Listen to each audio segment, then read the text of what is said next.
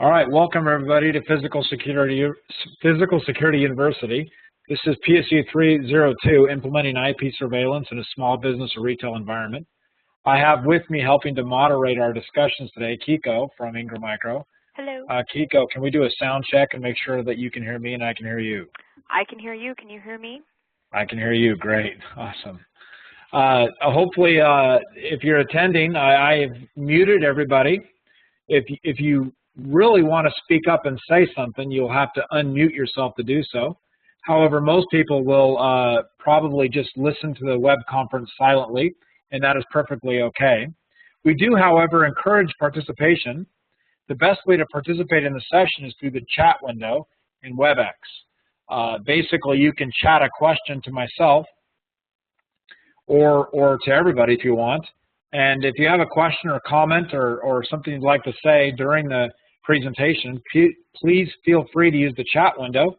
The chat window is a great way for me to understand where you're at, what some of the questions you might have, or maybe there's a particular area you would like me to discuss, and that would be great. So I really like that. It really helps me lead the conversation along with questions that people ask.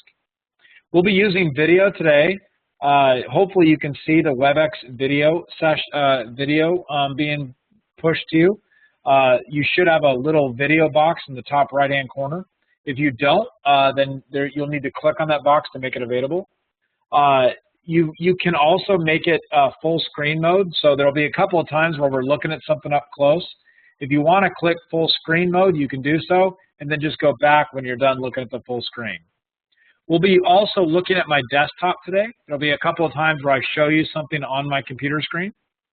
So hopefully you'll be able to see that okay, and I think as long as you're in this WebEx session, you will be able to. Well, good. That's the preliminary information.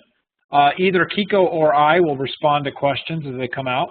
If I see the question, I'll most likely address it. If Kiko sees the question, she'll either answer it in the chat window or alert my attention to the fact that there's a question.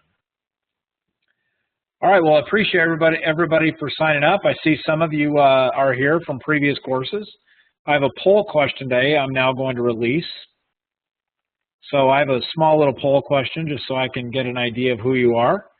So there goes out our poll question. So take a minute if you have a chance to answer that poll question that's out there, and we'll see kind of who we are and where we're at. So the poll question is available for you to look at for the next 5 minutes. Thank you for doing that. Okay, well, this is about the 6th course we ran with PSU. We're just getting started, kind of ramped up. As you can see behind me, you'll notice that I've got some ladder racks installed in the lab now. I'm real excited about that, and I'm getting a server rack in and a bunch of other equipment. So we're real excited about adding more and more gear to the Physical Security University labs. So we'll be able to provide more advanced training as we add equipment to the lab. So we're real excited about that. So that's an update for those of you who've been following what we've been doing. So what I'd like to do now is just take a minute and go take a look at physicalsecurityU.com and help you understand what resources are available to you after this course is finished. And so I'm going to do that by sharing my desktop.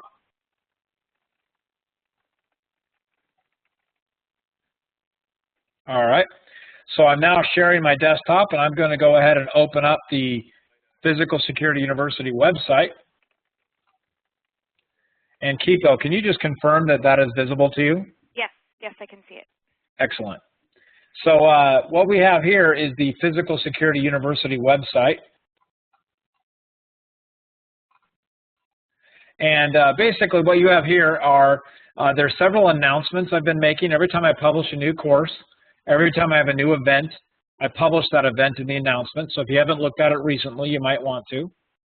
I have a list of all the available courses that are available to take, and then I have and then that's basically it. Also over to the right, we have blog categories that are blogs that have been coming out occasionally. You can see those over to the right. Also on the right, you can see upcoming events, what courses I have scheduled, and so the next couple of courses that I have in the offering will be coming up. Just to mention to you what those are, I have a course on power considerations, PoE, and other power considerations for physical security projects. I also have a course on analog conversion, basically converting an analog customer to an IP customer. That course is coming out as well. And then I also have a course on a small business setup similar to this course that features another vendor's products. So you'll see those being announced in the upcoming events section. As far as social media is concerned, on the right-hand side, you can follow me on YouTube. I publish most of my videos to my YouTube channel. In addition to that, if you are a Twitter user, you can follow my Twitter feed, and every time I post something new to the site, I automatically Twitter it out. Okay, up at the top, you can register for PSU. Some of you who've signed up for this course may not be registered for PSU. If you want to register, you can click the Register Here link at the top or over here on the right. You can also then click the Enroll Here option. When you click on that, that brings you to a page where you can see all of the courses that are available through PSU, and you can enroll in them. As long as you're an Ingram Micro customer, these are all free of charge to you at this time. So take advantage of that, and also please provide me as much feedback as you can. Look forward to seeing you in future courses, even after this course. Let's go ahead and take a look now at what this course looks like online.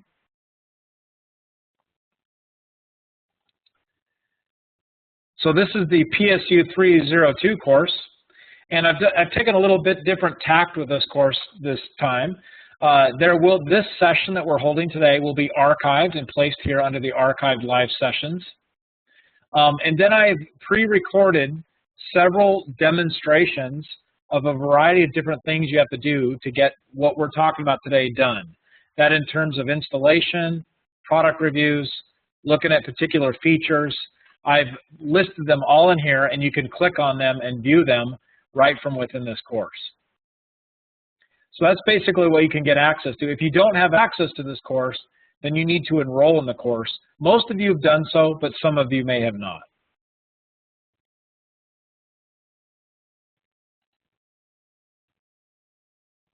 Okay, well that's the Physical Security U site. So let's go ahead and take a look at the next thing,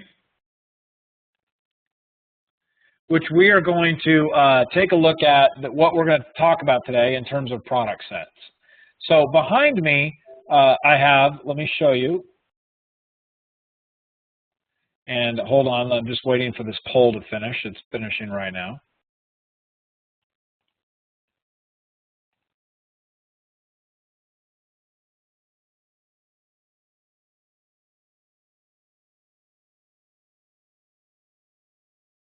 All right, so I'm going to stop sharing my desktop just real briefly here, and I'm just taking a look at our poll responses.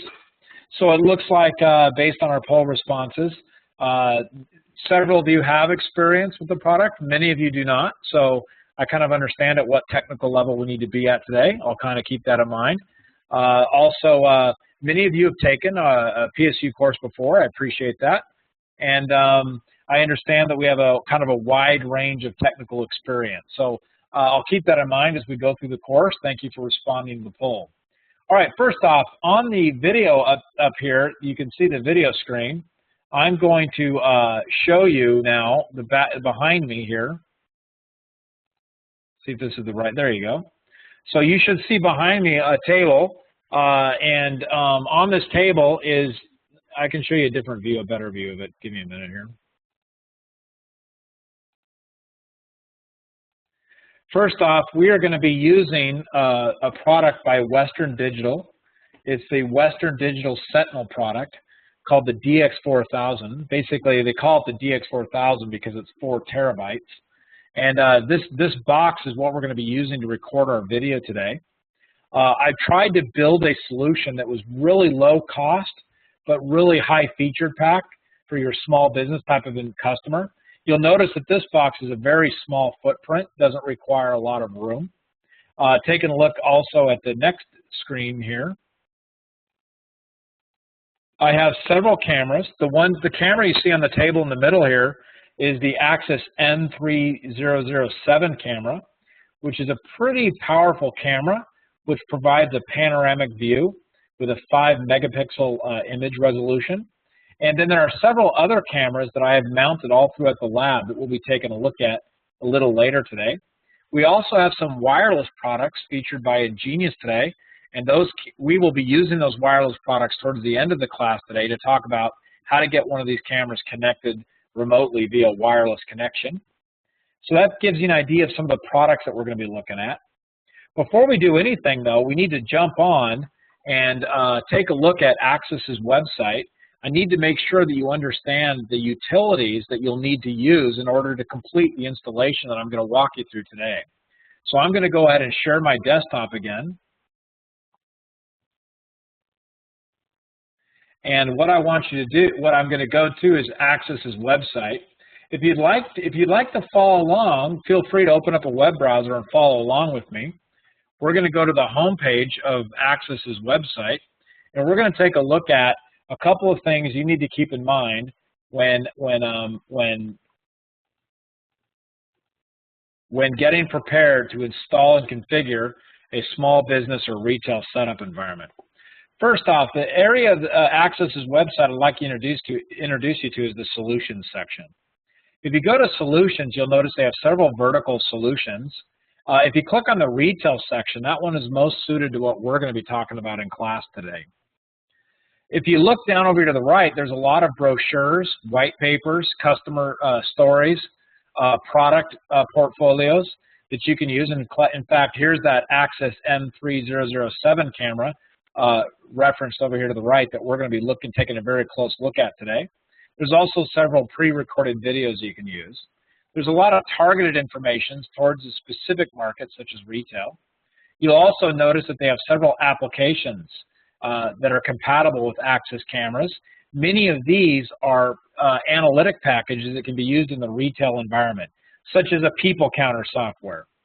In previous courses, if you've taken some of my previous courses, I've talked a lot about making sure that when you sell security, you sell it with a value advantage. And by using analytics software is one of the ways that you can sell a value to your customer above and beyond just securing the premise. Axis also has a variety of pre-sales tools, which you'll find very helpful. So if you go, you can click on a variety of places, but if you go to the support section, you have a list of Access system design tools over the left-hand side. And in that design tool area, you'll see a variety of products that you can use to help familiarize yourself with Access, but also with IP surveillance in general. They have a product selector that can help you select products for a given environment. They have a design tool which helps you calculate your storage and network bandwidth required for a customer. Sometimes figuring out how you're going to mount the camera in your customer's environment can be difficult. So if you want to know how to select the right housing, the right bracket, the right power supply, you can do so by using the Axis accessory selector. You also have a lens calculator for calculating field of view. You also have a small little tool for very small surveillance systems, such as using the Axis Camera Companion in order to build somewhat of a quote that you can reference for your customer. We will be doing the Axis Camera Companion exclusively today, so this tool might become very helpful for you once we're done with class. If you become a partner of Axis, they also have some nice Visio shapes that you can use, and I find these very helpful when I'm trying to build something that I can show the customer what they're going to get, or show the customer after I'm done what I've built so they can see what I've installed. You also have iPhone applications that you can use that help you calculate things on the fly, and you can go ahead and download those if you want to and take a look at them. Those are some of the Axis pre-sales tools that you should familiar yourself with. If you look at the product section up at the top, and then go to network cameras, there are many, many different network cameras Axis produces. The one that we're going to be focused on is under fixed dome, and we're going to be focused on the Axis M30 series. This is where I want to focus your attention on. Why? Well, these cameras are very low cost compared to their competitors. They're pretty competitive. Also, they're very small form factor, so they fit in the retail environment pretty well. They're very compact. They usually come with a vandal-resistant design, which means you can, with some comfort, install it in a store or a small business, and it won't be easily vandalized. And some of the feature sets are designed specifically for a small business environment. So we're going to take a look at what some of those feature sets are so you can get an idea of what they are. But you can scan through the list. Specifically, we'll be going over the M3005, the M3006, and the M3007. Those three cameras I consider to be the workhorses, if you will. They're the most commonly sold cameras in a retail or small business environment. So we're going to cover those cameras specifically, and I'll be showing you those cameras and setting them up, and we'll be doing a variety of things like that. All right, before we move on away from Access's website, the most important thing, if you go to the support link at the top, there's a variety of utilities and software that you can download. So over on the left-hand side, you'll see a section called Downloads.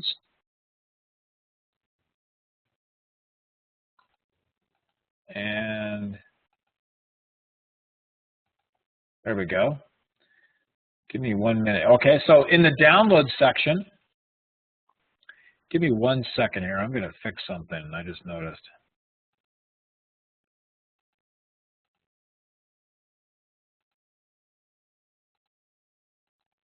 There, you might want to see me while I'm talking, just in case you do. All right, so what we're looking at here is the software section of Access's website. If you click on Download Software, there are a variety of software packages that you need to download and install in order to accomplish what we're going to be doing in class today. First off, the Access Camera Companion. This is a free software package which allows you to view and record video on your cameras. This is the perfect solution for an entry-level environment of 16 cameras or less. So if you have a customer with 16 or less cameras, this is the perfect solution, and it's extremely low cost.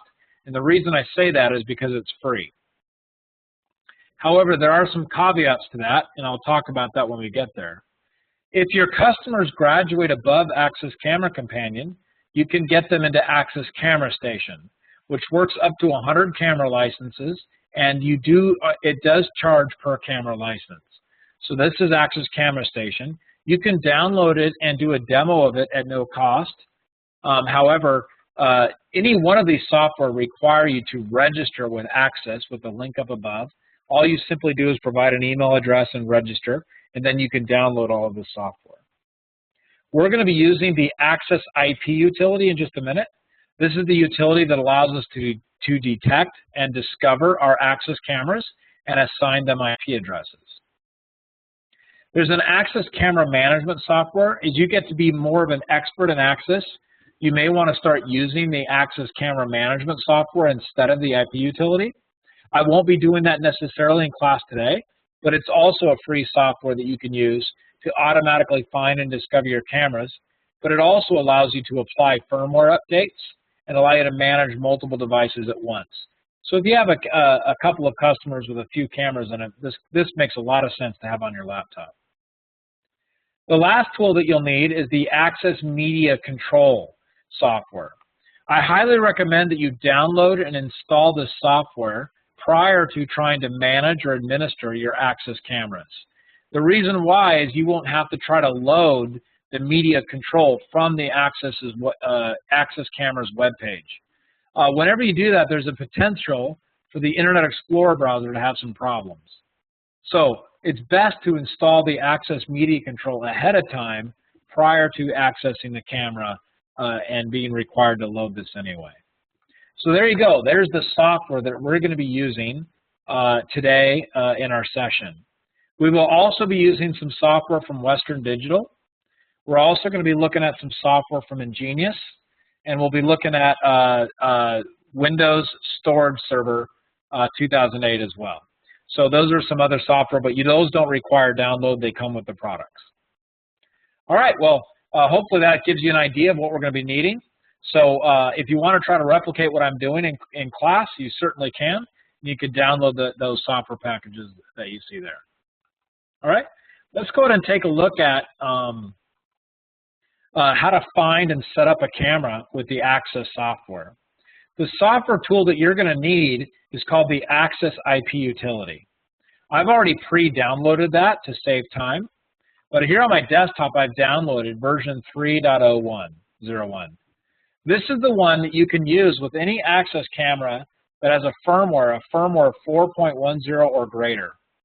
If an access camera has an older firmware, this IP utility will not find the camera. In addition, keep in mind that the network that you're on for the access IP utility to work must be a pretty simple network. Take a look at this diagram here. If I'm running the access IP utility on a basic switch that my cameras are connected to, there should be no problem of the IP utility finding and discovering those cameras. However, if my cameras are on the other side of a router device or on the other side of a firewall device or a NAT type of device in the way, then the IP utility will not work to discover the cameras. So, if you have a firmware that is older than 4.10 on your access camera, then you need to run the older access IP utility, which I've also downloaded. This is version 1.05. This particular version will discover most access cameras with an older firmware. It's always a good idea to have this utility laying around because access cameras are extremely popular. And what you'll find is you'll go into a customer and they may already have 1 or 2 access cameras available. And so you'll want to be able to run that utility as you need to. Basically, you just open up the folder that you downloaded it in and just run the utility. It's that simple. You'll get a UAC prompt, which is why my screen went black there for a minute.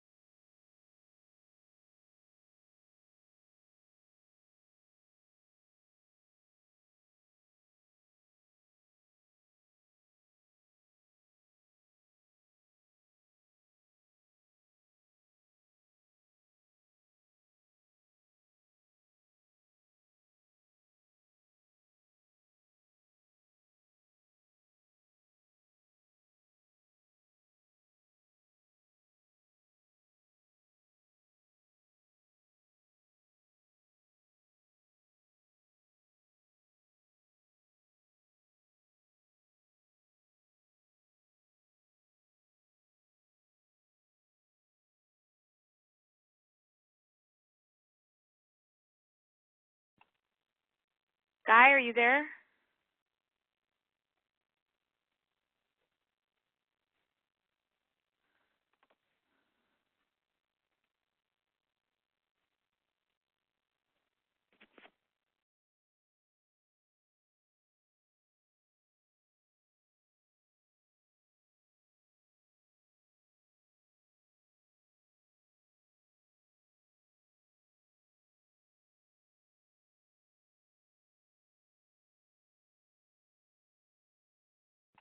Hi, everyone. If you can hear me, it looks like we're experiencing some network issues, and we'll be back online shortly. So hang on.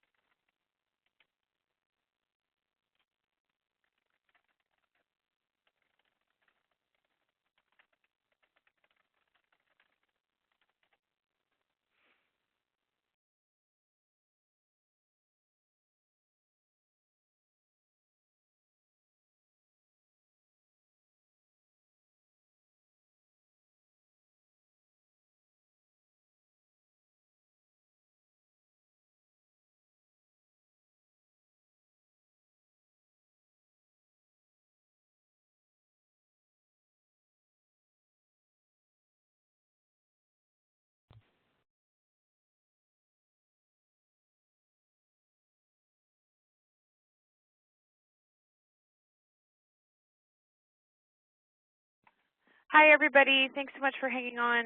It looks like Guy accidentally logged himself out, so if you could all hang tight, he's logging back in, and we'll be up and running again shortly. Thank you.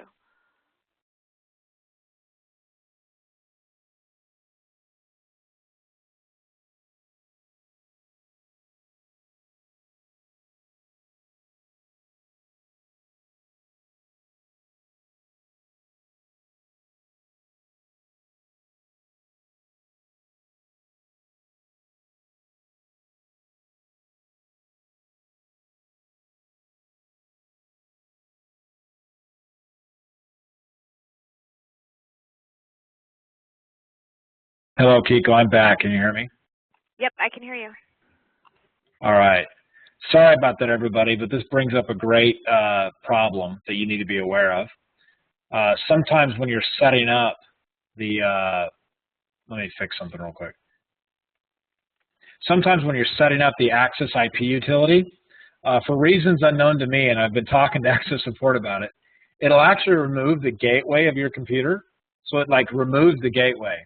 And on your IP version 4 settings, it'll remove the gateway. And so you'll lose internet connectivity. So that's what happened. So as I was jacking with the Access IP utility, it decided to just remove my gateway. So just be mindful of that. Sometimes that happens. So if you're scratching your head, wondering why you don't have internet anymore, go check your default gateway settings, and you'll know what happened. So there you go. So let's get back. I'm going to share my desktop again. Let's get back to where we were.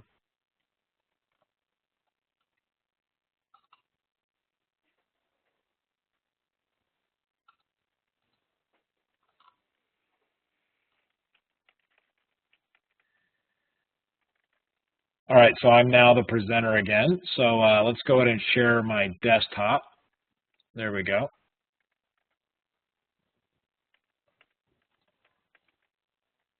All right. So now I'm going to go ahead and I've got that IP utility open. So now I'm ready to, if I wanted to, I could right-click on one of those cameras and change the IP address directly. It'll require the camera to reboot, and when the camera reboots back up, it'll change the IP. This is the great way to do it, quick and easy. Also, if you've had the cameras on a different IP range, it makes it really clean and easy to change them right from here. Once you have the cameras discovered in here, you can right-click on the cameras and you can manage them by clicking View Homepage.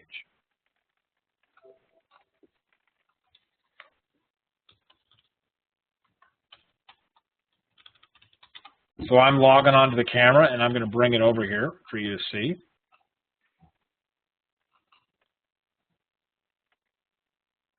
So there we go. I've logged onto the camera.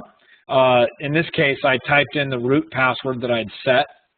And I have a video in the class when you join, when you go look at the class on PSU. I walk you through all of the initial setup steps for a typical Access camera. I'm not going to go through those now because we won't have the time, but that gives you an idea. So here is your Access. This is the M3005 camera. This is a really small form factor camera. This is pretty much the camera that your customers will buy the most. The reason being is these are really low-cost cameras. In addition, they're really small profile. I mean, they're barely 2 or 3 inches wide.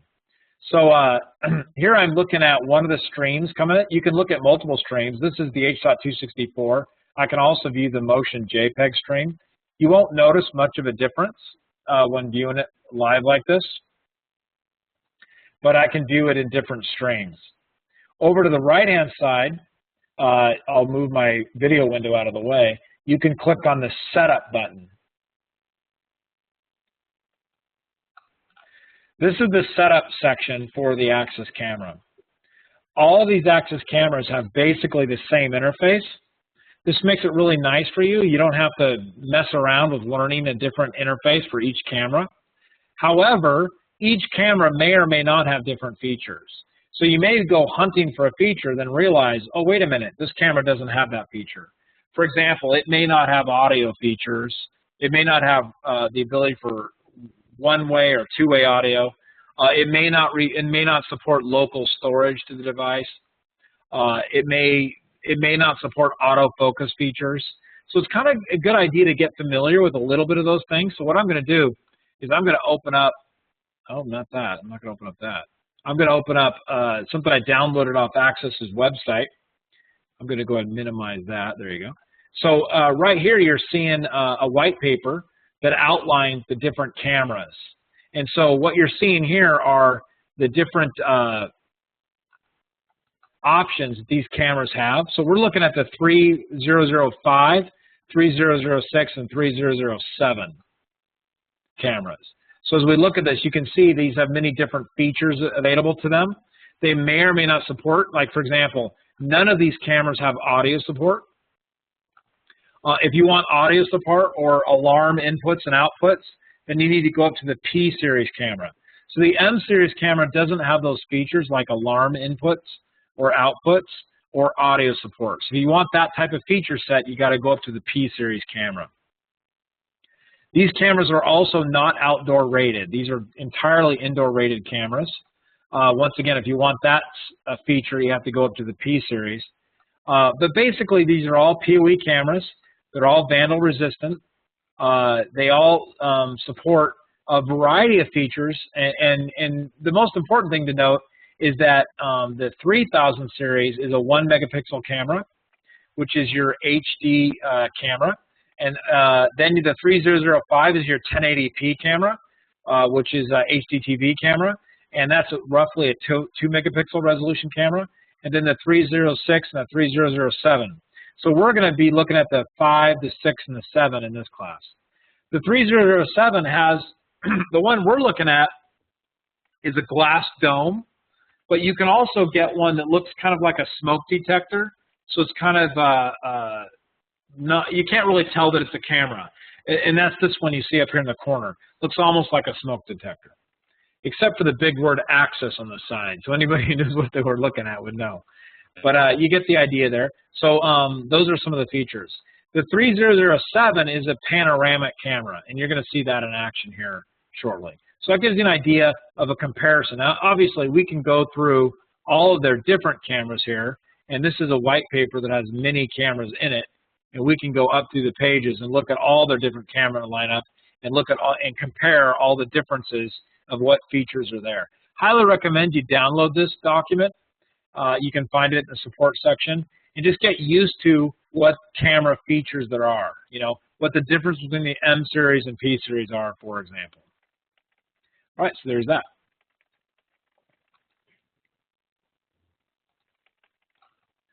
All right, moving on with that. Let's go ahead and take now, look, let's go back to our Axis camera interface.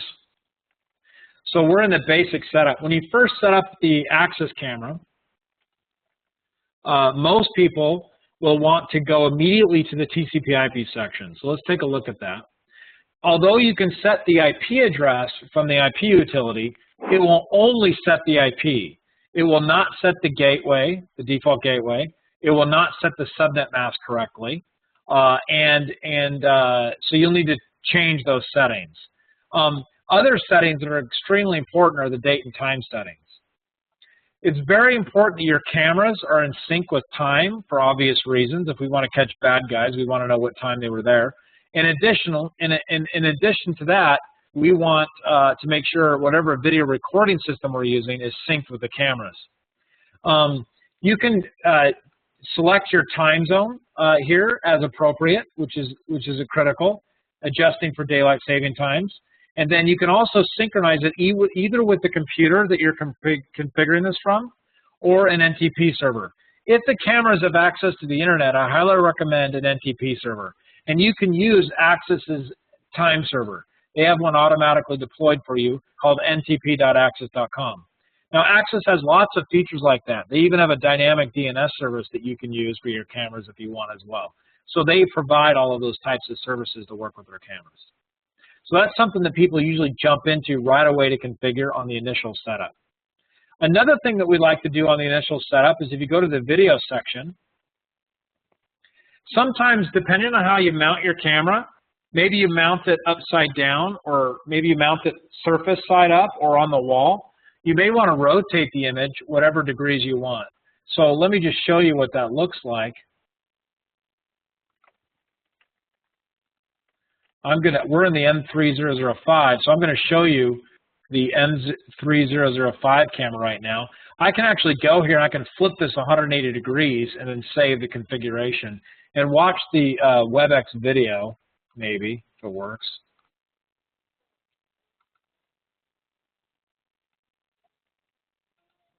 Yeah, I clicked the wrong camera. That's not going to help.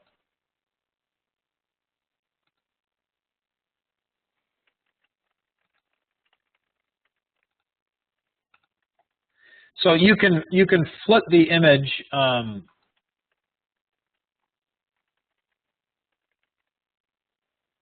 Give me a minute. Anyway, you can. I can't get the WebEx interface to show it to you like I was doing earlier. So nonetheless, but this you can flip the image however many degrees you need for whatever mounting condition you want. A lot of times when you first open the Access camera, people are worried. Hey, it's upside down. Well, this is where you go to set that. So I just wanted to make sure you understood how to get that done. There's a lot of other advanced features in here that we're not going to cover right now.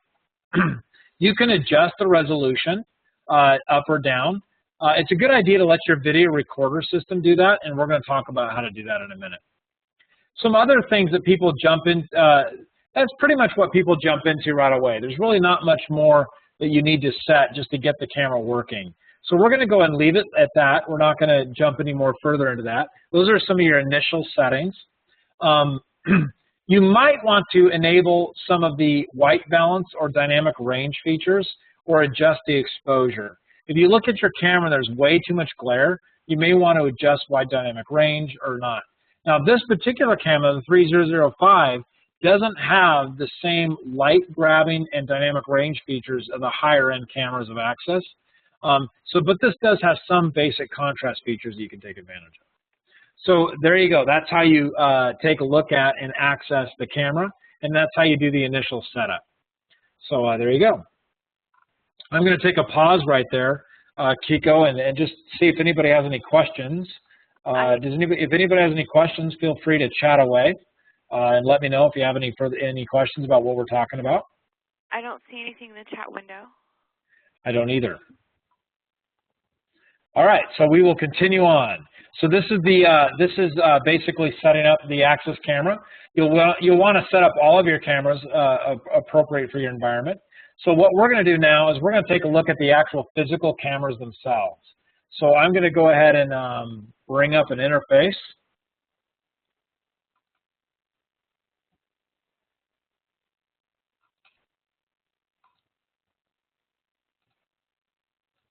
All right, we are taking a look at, if you can see my video window, and you can blow it up full screen if you want to. What we're looking at right now is the M3005 camera. Notice how it's small. What I'm going to do is I'm going to walk over there and I'm going to hold my hand up to it so you can see how small it is, and I'm going to show you what the dome looks like.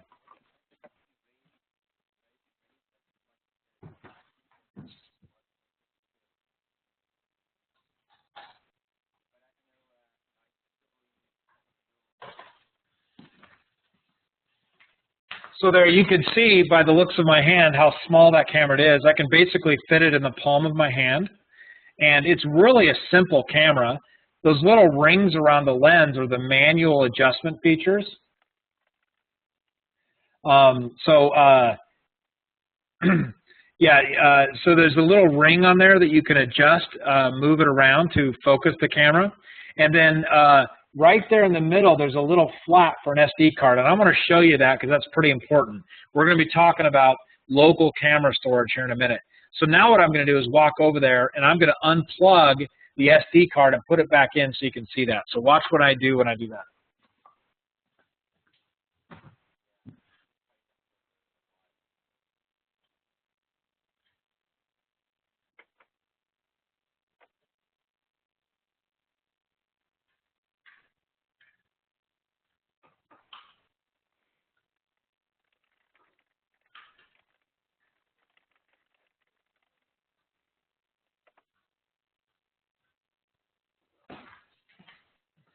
Okay, you see that? I took the SD card out. Now, this is really important. I hope you notice what I did. I did the thing you're not supposed to do. I took the SD card and I slid it into the camera's enclosure. This happens to me all the time, and I've learned to not do it, but I got distracted and I did it anyway. So you'll notice what just happened there. I actually slid the SD card not inside its slot, but underneath the slot, and now it's stuck inside the camera.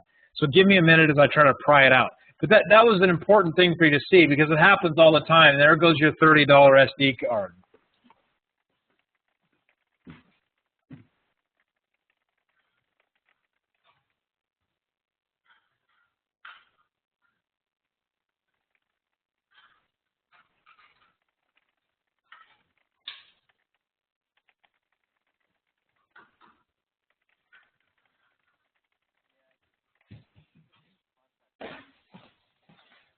Never mind, I got it stuck.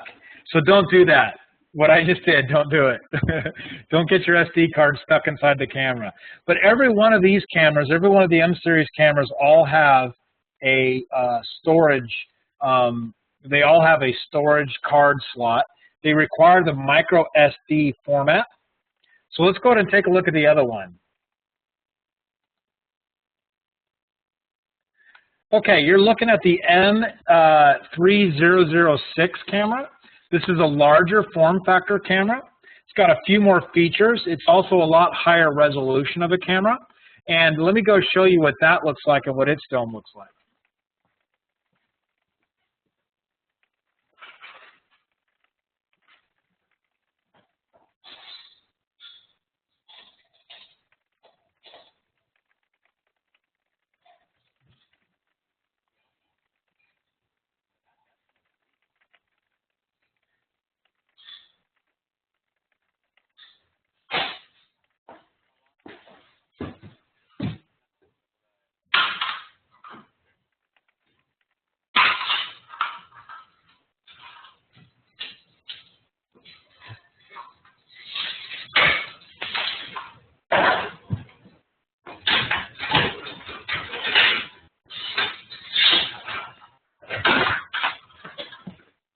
All right, so that's the M3006 camera. Notice that I was able to spin it around on its axis there. This camera is really nice because you can mount it in a variety of circumstances and move the lens around as you need to, and adjust it up and down or focus it as required. So that's a pretty nice camera for that purpose. It's also a 2-megapixel camera, which means it's an HDTV kind of quality camera, 1080p. I'm trying to rescue my SD chip while I'm at it here. It's not working out for me. It's funny. All right, so all right, let's look at the next camera. Okay, what you're looking at here is the MD3007 camera. This camera is your panoramic view camera. This is not the one that is made to look like a smoke detector. The smoke detector one has a little grill on the front. This one has a glass dome. So let me show you, let me point that one at you.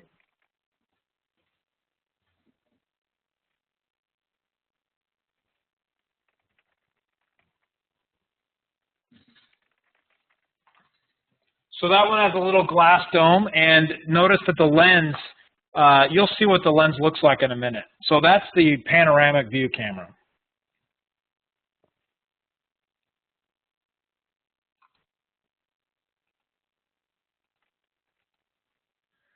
All right, great. So those are all your different access cameras. Now what we need to do, now that we've got our cameras all figured out, we know what cameras we're going to do. Those are some pretty good cameras. We're now ready to take a look at what we call the Axis Camera Companion. So you need to download the Axis Camera Companion from Axis's website, as I showed you how to do earlier. Once you download it, you need to install it on a workstation. Now I want to take a look at this diagram with you real quick, because this is a bit hard to understand for some. So let's take a close look at this diagram. So when you're installing a small business arrangement using Axis Camera Companion, you go away from this typical idea of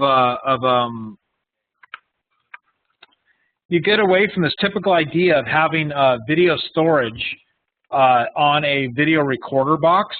Rather, what Axis Camera Companion was designed for is you set up the cameras with local edge storage. So you take your camera and you stick your SD card inside the slot. It formats the card for video storage, and then every camera has its own storage. And they can go up to 64 gigabytes currently. So then what happens is you load the Axis Camera Companion on a workstation, usually a workstation with a decent video card, although it doesn't need to be perfect, but a decent video card. That way your customer can view the cameras from their workstation. This way the customer doesn't have to buy an extra workstation, and above and beyond all, they do not have to buy a bunch of extra storage, and they don't need a centralized server. So for an under 16 camera implementation, this is really an easy, clean way to go. It works for Access, right? Because it can spend more money on the cameras rather than on a server.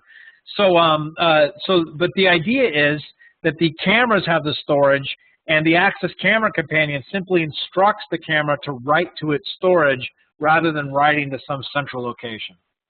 However, cameras can also be used without edge storage. So if your workstation works in conjunction with a compatible NAS box, and when I say NAS, I mean network attached storage.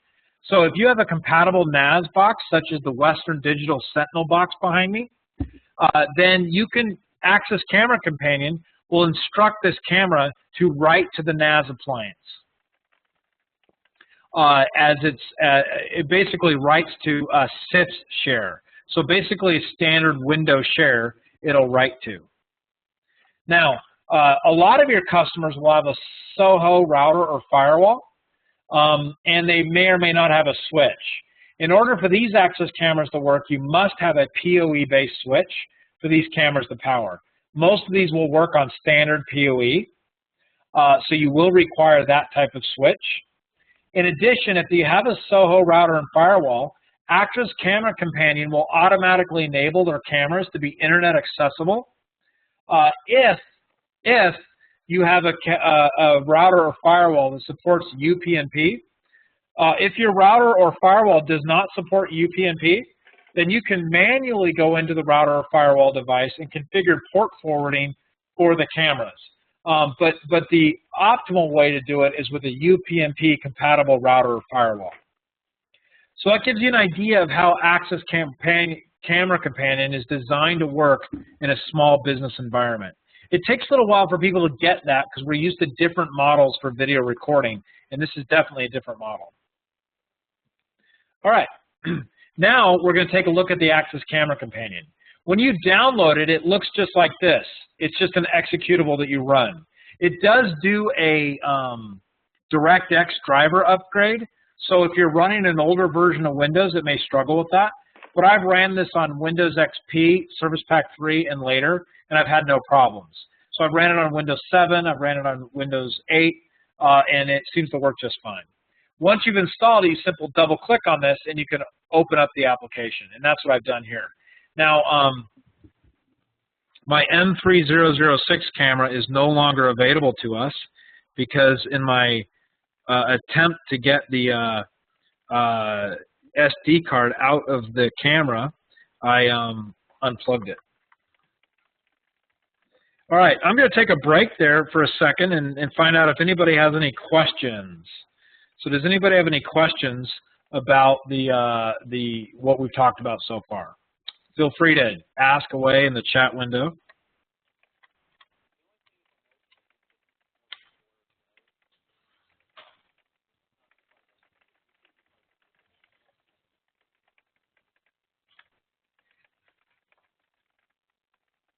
Okay, great. So let's go ahead and talk about the Axis Camera Companion. I'm going to minimize some of these windows so it doesn't block the screen. There we go.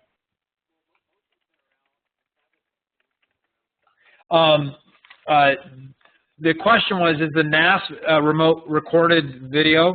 Somebody asked me the question, can you review the NAS recorded video remotely? The answer is yes. Axis Camera Station actually uses your Axis account. So you have an Axis registered account. When you load Axis Camera Station from another location, you log on with your account, and it finds any Axis Camera Companion sites you've created, and as long as port forwarding is configured, it'll connect those cameras, and you can view those cameras just as if they were connected to a local camera companion. So the answer to that question is yes, with an asterisk, because if you have too much bandwidth or too much video coming across, it could be a problem. But yeah, definitely. Brad asked, somebody asked me the question, can you use the hybrid approach? And absolutely. In fact, I was getting ready to show you that. But since my SD card is now trapped inside my M3005 camera, I will not be able to show you that. But unless I get lucky and I can get it's sliding around in there, I can hear it. If I can get it to pop out, I'll show you. But absolutely, you can have one camera. Oh, you can't have the camera do both. The camera does either or. So the camera will either write local or the camera will write to the NAS. You can have one camera on a NAS and one camera on the SD card. You can do that, no problem. You could also write to the NAS, and then in the camera itself, you can program it to fail over to SD card, but those files would not be viewable in the Axis Camera Companion. Hopefully that answered your question. Those are good questions. Does anybody else have any more questions?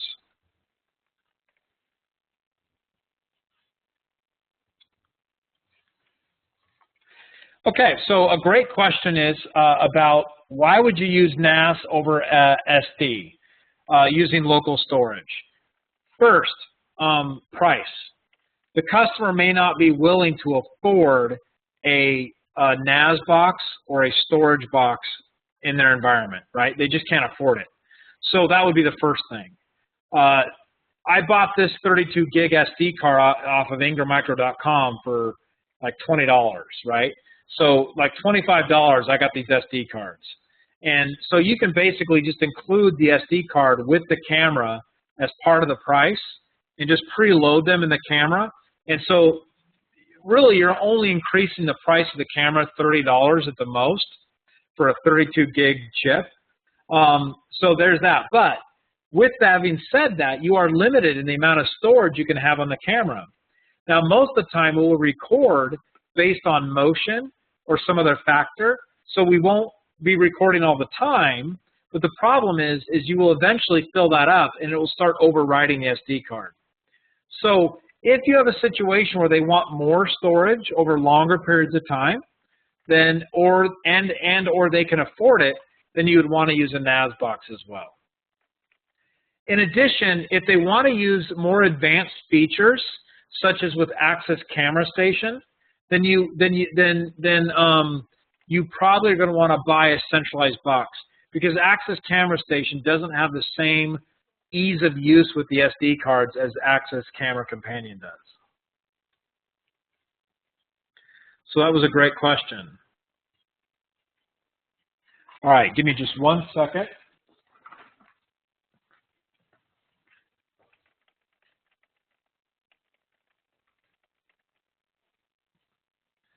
All right, there we go. I'm giving up on trying to get my SD card out of my camera. It's too hard to try to do it and talk at the same time. All right, so we're now looking at the Axis camera interface. So we're going to click on the live view. A question just came up. Somebody wants to know, you can export the video. Absolutely. In Axis Camera Companion, you can easily export the video and save it. On the actual camera itself, in the interface, you can view the local storage, and you could grab that storage, and I'll show you what that looks like. So here's what it looks like on the camera itself. You can actually view all the recordings that occurred on the camera. You can play them, download them, remove them, whatever you need to do. This is in the actual camera interface itself. Or if you've done it with Axis Camera Companion, Axis Camera Companion allows you to go to recordings, select the camera, and you can go to the particular area when that camera was being viewed. And I'm going to have to remove this M306 camera. Let me get rid of it here. It's killing us. I'm going to go ahead and remove that camera because I deleted it. I unplugged it and it's causing us problems. So let me go ahead and show you what this looks like now. So I'm viewing the archived video now, or the recorded video. This recorded video is being recorded to a NAS box. And once you find the footage that you would like to see, actually, I have no recorded video for this particular camera. But once you've got the camera footage that you see, you can click the Save button over here to the right, and you can save the recording to your local desktop or save it to wherever you want to save it. And so it'll save it to your local hard drive. Now, where does it save it? Well, you got to go to the Settings button here, and under Customize, you can choose where you want your recordings folder to go. So you can select where you want the recording to go from Access Camera Companion. That's where you do it at. Great question. So we're in live view right now, and we're looking at our live view of our cameras. And this particular one is not reachable. But we're going to go to our Settings button up here, and we're going to add some cameras. So I'm going to choose the Add button, and a whole bunch of cameras are going to pop up, right? And there's a little complexity here with a couple of these cameras. So I'm going to add just this P-Series camera right here. I'm going to add a couple of our P-Series cameras. I'm going to add a pan-tilt zoom camera.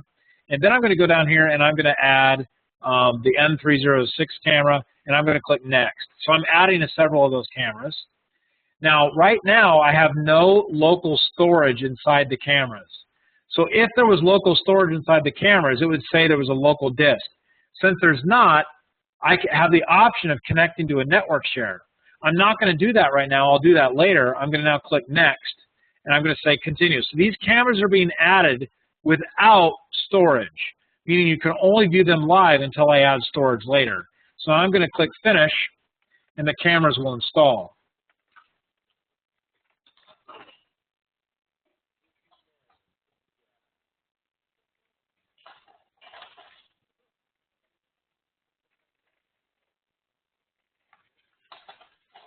Okay, those are all installed. Now notice that each one of these now say no storage, or they may be on a network share. Now, if I previously set them up on a network share, you'll see that. But that's basically how that works. Now, if I go to the live view, now that I've added those cameras, you will now see the cameras down here in the live view. So I can click on a camera, and you'll now see it live. And this is the camera right behind me.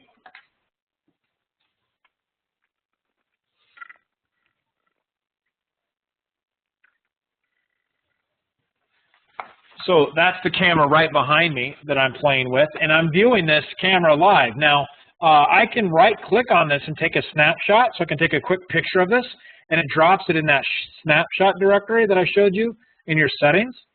You can also right-click on it and do a split view.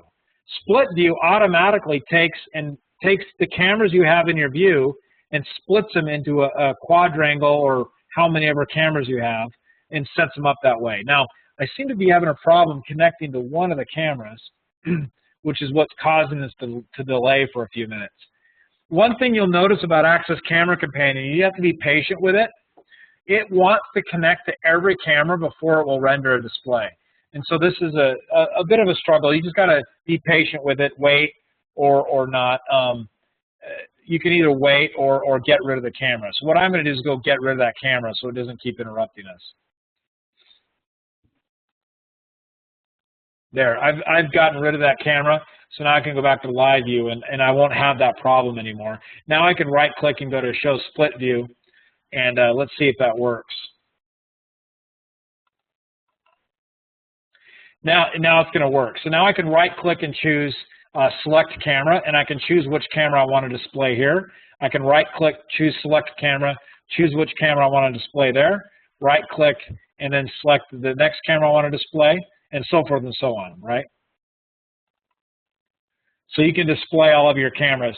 And the reason why you're seeing a little bit of hash there is because my video's in the way. I'll move it out of the way a bit there. You can see it a little bit better. But there you go. This is your split view, right? So I'm going to go ahead and go back to single camera view. Hit the escape key to get out of that if you want to.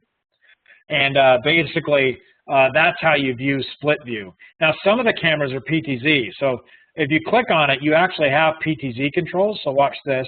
You can just click your mouse where you want the camera to pan tilt, and it'll do that.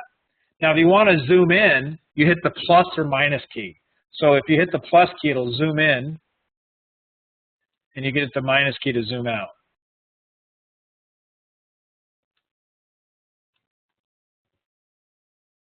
And be patient with the zooming features.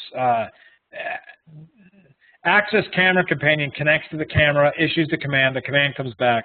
So you just got to be a little bit patient. It works pretty good, but just be a little bit patient with it. So there you go. Now we'll zoom all the way out. There you go. So I've done so. So that's basically how you manage your pan, tilt, zoom commands. There you go. Pretty neat. Another thing you can do is, let me show you this. This is my actual PTZ camera. And on my PTZ camera, I can go to setup mode, and I can create what we call these presets. So I have these available preset positions that I've pre-programmed in there. So for example, let's say I really wanted to have a view of the Ingram Micro logo on the window back there. So I'm going to go ahead and go up here. Oh, no, that's the back of my head.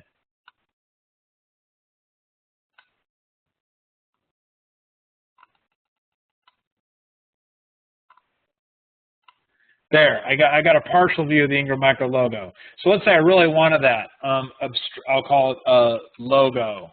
Now I can click Add, right? So I've now added a preset position to my PTZ camera. Now what I can do is from this camera, I can right-click and I can pick one of my presets. For example, I've got one called Table, and it's going to zoom in just like that, right? Now if we wanted to see the other one,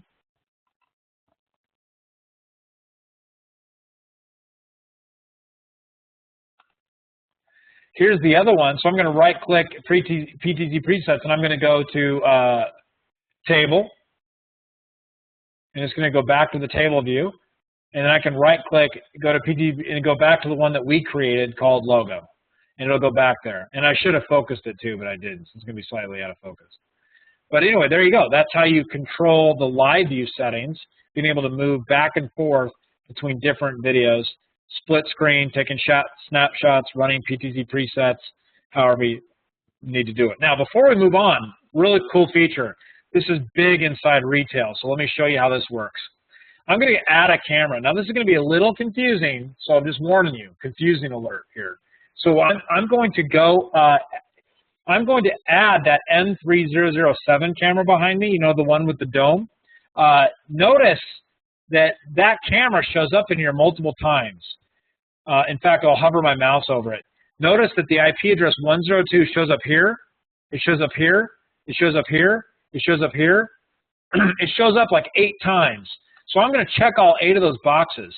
So I'm actually adding 8 versions of this camera because this camera has 8 separate streams coming out of it, viewing different things. Because the camera is so big, it has such a huge resolution, 5 megapixel,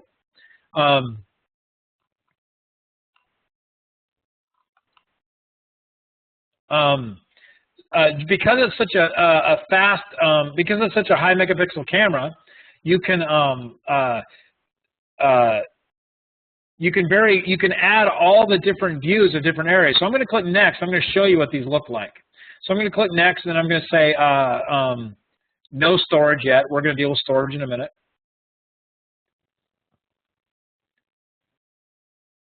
Now it's adding all 8 streams. Now, little confusing. These are not 8 cameras.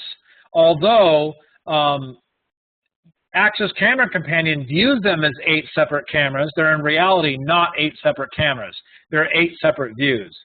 A question came up as to what model of pan tilt zoom camera that I was using, and that is the P5534 camera. It's the P series. The Q series is the really high-end pan tilt zoom camera. The P series is kind of the mid-range camera. P5534. And I've both installed and sold a ton of those cameras. Very popular cameras. All right, so now I've added all of those 8 streams. Now I can go to the live view, and let me talk about what they are. Okay, I'm going to scroll over here to the right, and I've got a little arrow you can see. The first view is a kind of a fisheye view, if you will. And notice that it shows the entire image that this camera sees. Now, this is not a very useful view, right? Unless you had a giant warehouse and you wanted one camera to see the entire warehouse, right? If that was your goal. However, this camera, because it's viewing that entire thing, I can grab a different stream digitally zoomed in on each area. For example, I can take this and stitch it together like a giant panoramic view. And that's what this view is, the panoramic view. Now, because it's stitching that panoramic view together, you'll notice that my racks up at the top don't look exactly straight, right? They're kind of curved. I can promise you they are not actually curved in real life. But because the panoramic view did that, they look kind of curved, right? But that gives you a stitched together panoramic view. Now, this never works inside when you have straight angles. But if I was looking over the top of a giant store, like with a bunch of aisleways, this would be perfect because now I could view them all as one image rather than looking down on it. So it's really nice that way. It also takes close-up views and stitches them together in a double panoramic view. So here up the top is the panoramic, and notice it's seen behind me. Now keep in mind, this is one camera, so I want to just impress upon you the following. I'm going to show you that camera again.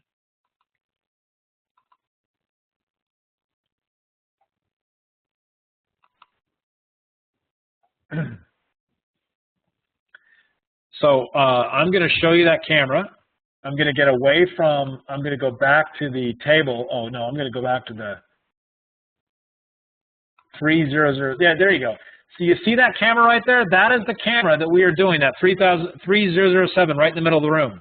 That camera, that one lens is able to capture the entire room around me.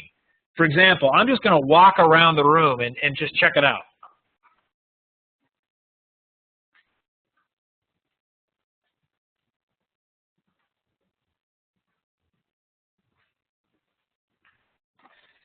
So there, I did a 360-degree walk around of the entire room, a complete panoramic walk around, and that camera was able to capture the entire event. You also can do a quad view of each area of the room zoomed in. So this is a really powerful view. I love this view. So let me show you that. I'm going to walk in all 4 corners of my lab and check it out. So here I am in one corner. I don't know if you can see me. Can you? We can't see you, Guy. We just see the table. Yeah, you can see my hand, right? No, I just see the table. You can see, how about my head? Can you see my head? No, I just saw your back. I see your hand. I see. Hello. Nope, I don't see it all. We got to wait for the WebEx video to catch up.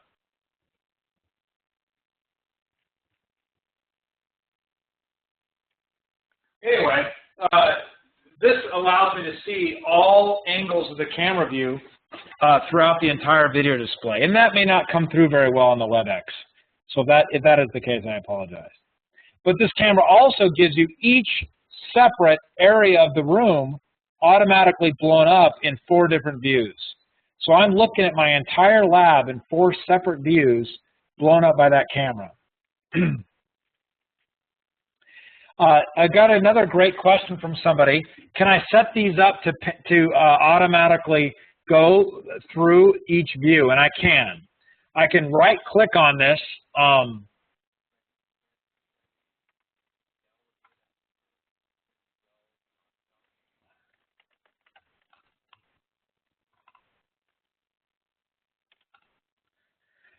So I right-click on it and I go to Show Split View. I then right-click again and I can show as a sequence. Now, some of them you can't do that with, but I can do it with, I'll do it with these cameras.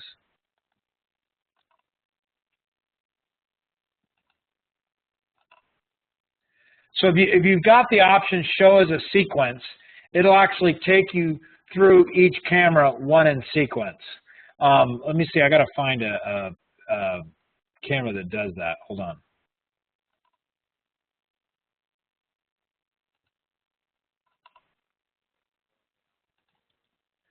Well, anyway, show the sequence is the feature that you're looking for. That's how you get it to show simultaneously. Now, the person that asked me the question was actually asking the pan-tilt zoom camera.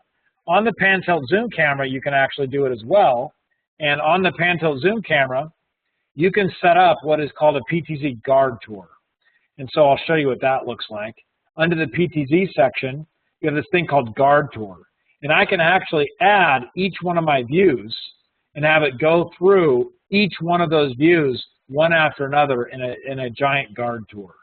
So I can have it go through each position and staying on each position for so long before it moves on to the next one. I think that's the question you were asking me. Hopefully that is. And so I can say I want it to start here, start here, and I can set that at different times. So you can do a PTZ guard tour, and of course the Axis Camera Companion would pick up whatever the camera was displaying. Okay, there's that. So that's how you do that. Now, let's talk about storage. Now, obviously one way to get storage to work is to plug an SD card inside the camera. I have a video on your online course that walks you through exactly how to do that. And I did get a question, can the guard tour be stopped and started at certain times? And the answer is yes. They can be triggered based on time frame. Yes, absolutely. They can also be triggered to start an event. So I can have it start on an event, or I can have them start and stop at a particular time of day. So you can just simply add, now when you add a storage card for the first time, you may have to reboot the camera, or you may have to go in here, click on it, and when you choose storage, you click this little storage wrench down here. When you click on that, the storage wrench, it'll ask you to format the SD card. So it'll format the SD card. It takes about 10 minutes to do that. After it's done formatting, the SD card will be available for storage. Let's go and talk about how to get storage to work on the NAS platform, which is behind me. So how do you get this little WD device, this Western Digital device, to work as a platform for Axis Camera Station? So behind me, you see the little NAS box right here. This is the WD Sentinel DX4000. I've opened the drawer. Let me zoom in on it a little bit there for you.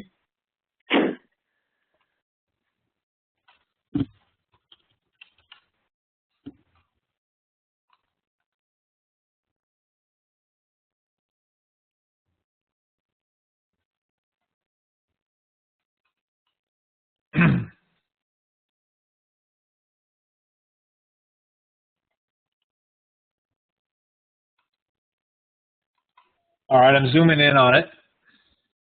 There we go.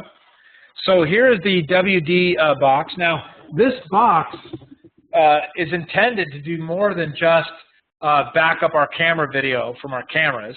It's actually designed to automatically back up workstations in your environment. So any workstation, any Windows workstation that connects to this will automatically get backed up by the box. It also serves as a file server for the small business. You can also run applications directly on it if you want to. This particular box comes with two 2-terabyte drives. 2 of these are empty. So that's what it comes with. And you get status messages up here. Notice that it tells you what the IP address is of the box right on the front bezel. So that's the Western Digital Sentinel box. Pretty nice little box. And now we're going to talk about how to configure it.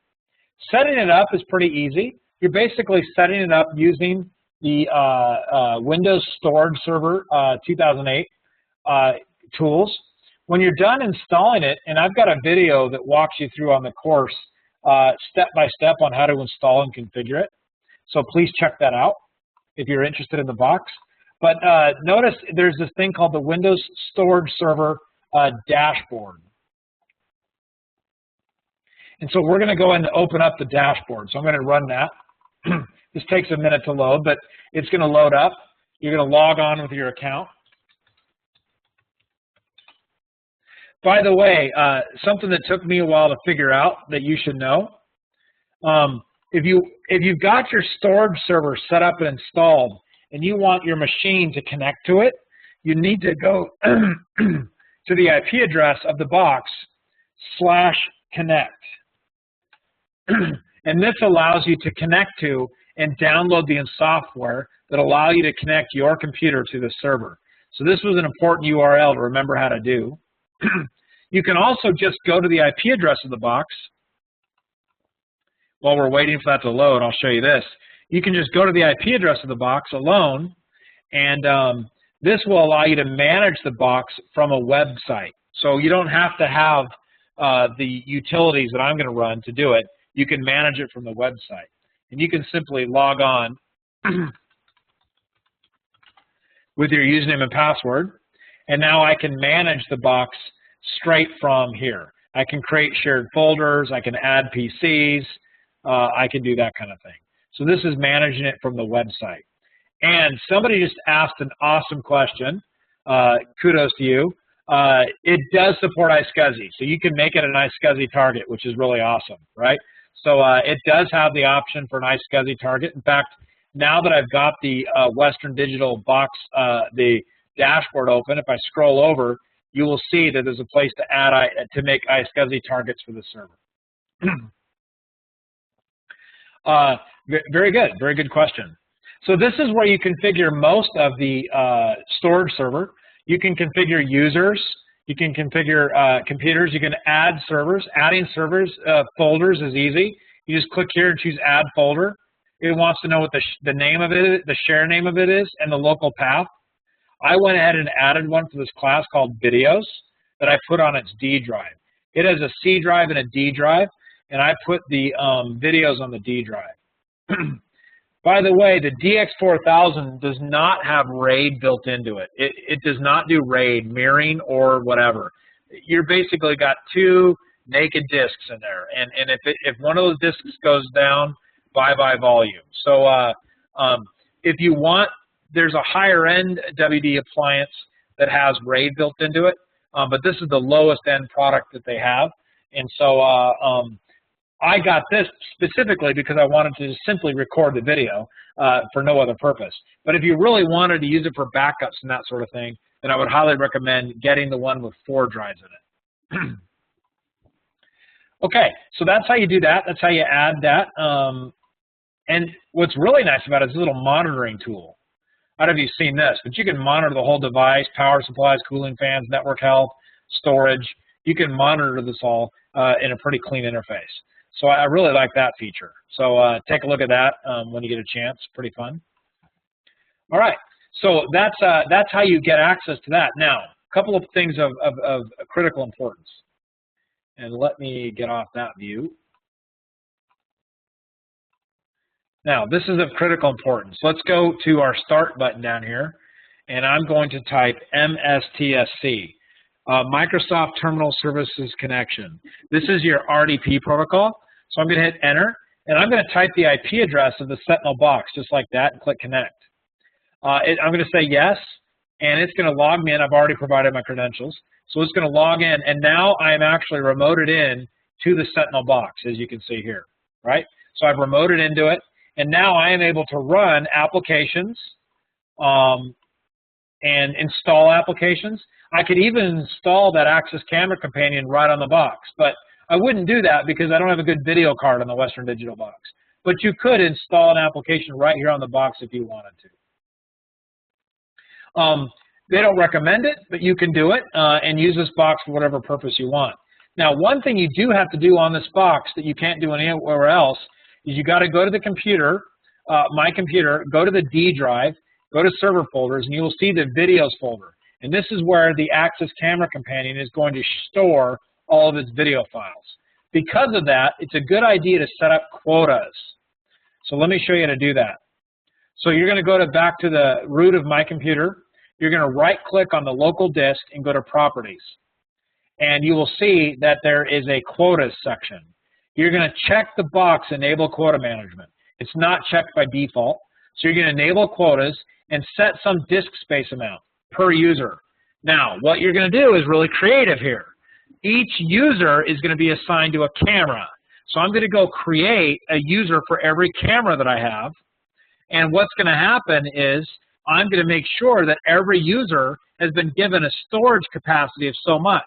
That way one camera doesn't overwhelm the disk storage on my NAS box. So if you click quota entries, you'll see what I'm talking about. See, I have one here called camera 1, right? And camera 1 is currently using 53 megs of storage. I have another one called N3006, which is using 26 gigs of storage. What? Actually, I've noticed that for some reason, when it first connects, it makes a mistake on calculating the amount used. But nonetheless, don't worry about that. This one is actually an error. For some reason, when it disconnects and it no longer writes, it doesn't report the quota right. But this quota is being reported accurately, and this is the way you'll see it. So what you need to do now is I'm going to minimize this remote desktop interface, and I'm going to go back to the dashboard, and I'm going to go to users. And in my user section, I'm going to go ahead and add a new user account, and I'm going to call this camera 2. And I'm just going to give it a password. Okay. Now, you do not need to let them access any folder except for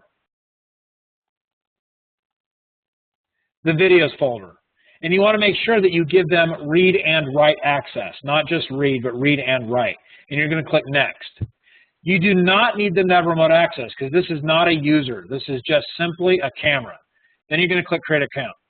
Now that the account is created, we now have a quota for that camera on the D drive. Now I can go back to Access Camera Companion. So let's say I want a camera to record. So I'm going to find one here. Here's one. I'm going to make this N3007. Let's do view area 1. Actually, let me do one I can get some movement on. All right. Obviously, my fans are going to cause movement, so that's good.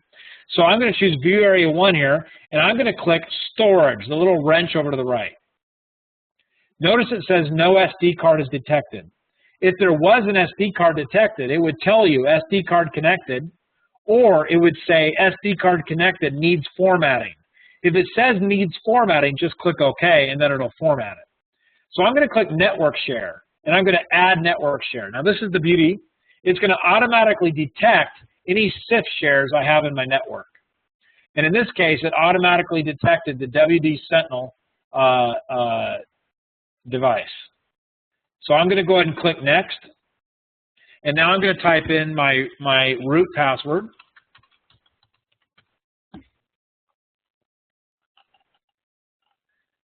I'm going to choose the videos folder because I want it to write to the videos folder, right? I'm going to click next.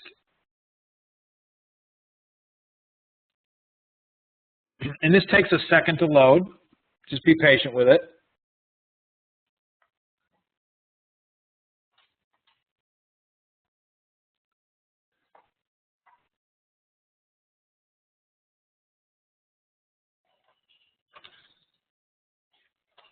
All right, now, do not click next at this page yet.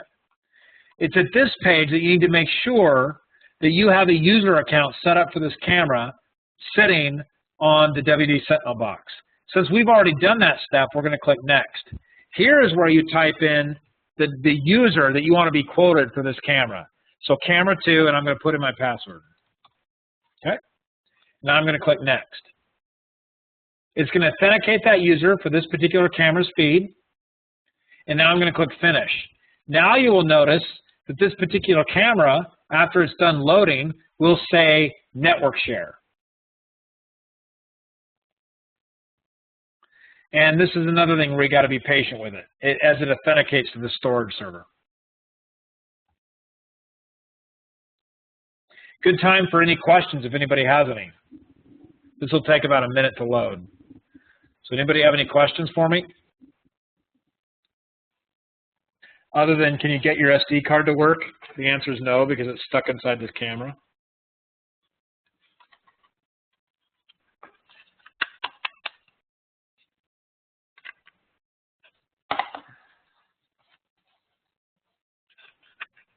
All right, looks like it worked. All right, so our network share, notice these are all connected to network share. Now I have to determine whether or not these are going to be motion detection or continuous. Continuous means they're going to record all the time. Motion detection means that it's going to record only on motion. Yeah, good one. Yeah, I'll get a great deal on a new SD card. Kiko will order me one, right, Kiko? Oh, you know it. Employee purchase. Yeah, I need a couple. Because this is the third one I've lost inside of a camera. This is a bad design by Access. I just have to throw that out there. Because I mean, if you're not careful, bye-bye SD card. It sticks in there forever. Because my fingers are so big, I try to get it in there. It doesn't quite go in there right. So that's the problem. All right. So now notice that the camera is now recording on motion, right? And it's going to that path. In fact, I can actually go to that UNC path now.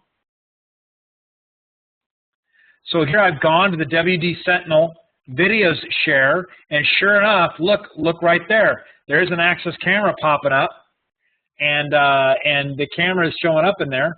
And here's the video file. They're being recorded. Now they're in a proprietary format.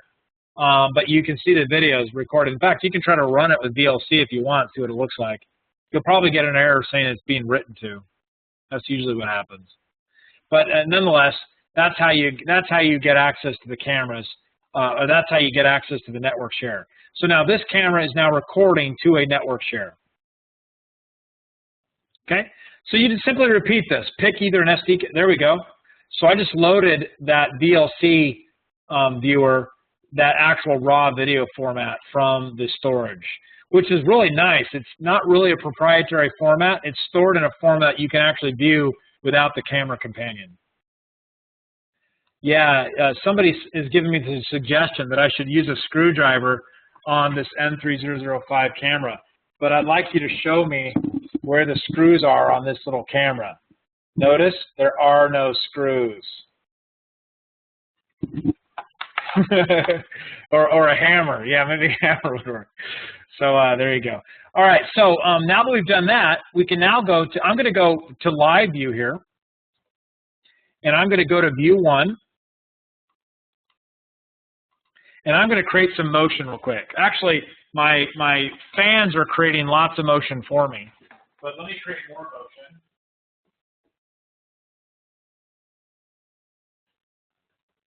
All right, so I'm creating motion. Now what's going on is I should be able to go to live to recorded view. Now you got to be patient with this. It takes just a few seconds to record the video. The other thing you got to be careful of is if you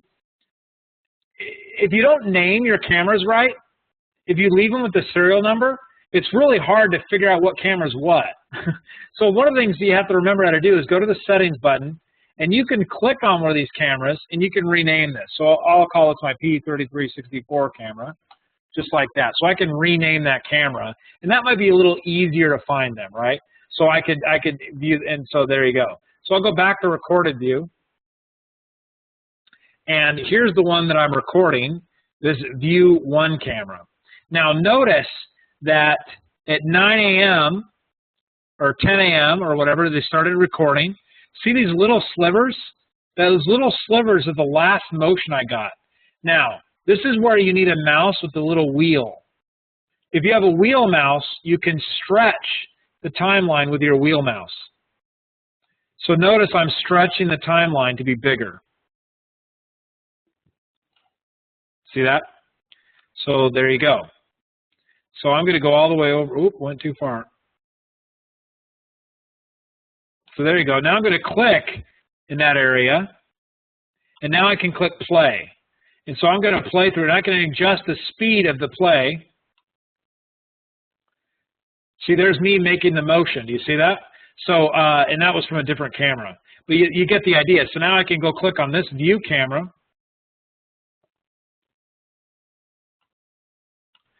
There we go. And now I can play from that camera. And here you can see the fans moving. Right? So I can play through the cameras, And you can adjust the speed either forward or backward with this little knob down here.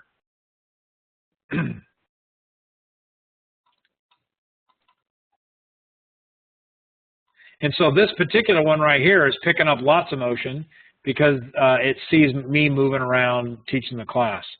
So there you go. So that's how you go through all the recorded video. And you can save the recordings by clicking the Save button over to the right. All right, so that's how you view your recorded video. On the configuration button, a couple things I want to point out. Camera Companion works on a site level, which means we can go to a site and we can make a site. This site is actually accessible via our Access Registered account. So we can actually use another installation of Access Camera Companion to view this site, and it'll get the details for this by our Access Registration account. We can also save this configuration and re-import it to another Access camera station. Because all the settings are pretty much at the camera, we can pretty much move this setting file around to different machines without worrying about losing a bunch of stuff. In addition, we can enable operator and viewer access. When they first log on, they'll use the password you set up to install it, but you can actually have them log on as just a viewer or just an operator. Finally, you can actually control the camera's ability to get out to the internet via here, and this relies on the UPnP feature of your router. To be honest with you, I bet you 1 out of 10 chances I'll get this to work, because the UPnP device has to usually be turned on, it has to be compatible, and you have to enable the feature, and most people won't do that. So you'll get in there and the small little router or firewall won't have that feature enabled and it won't work. However, if you wanted to do that, you could. Okay, that's pretty much how to do that. Now, I want to talk about something else. So I'm going to flip over, and in fact, I'll take a break for just a second and see if there's any other questions before I move on to the next subject. Any questions? None came through to me.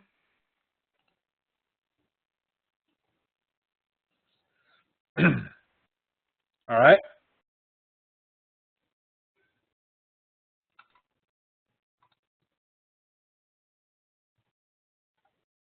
All right, I'm going to move over to the table and we're going to have another discussion here.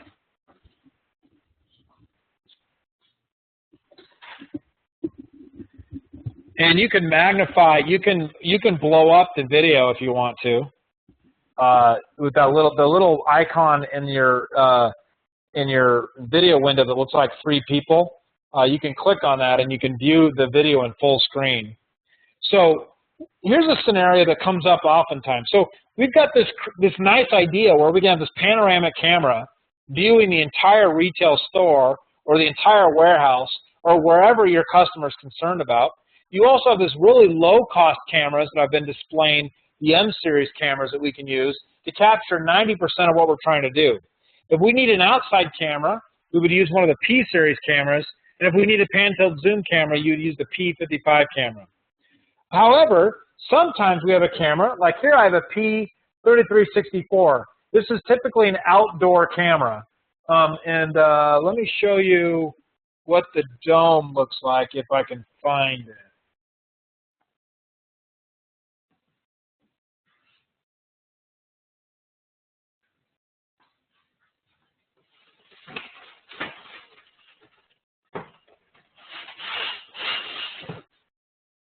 All right, I think I can find it. If not, I'll give up.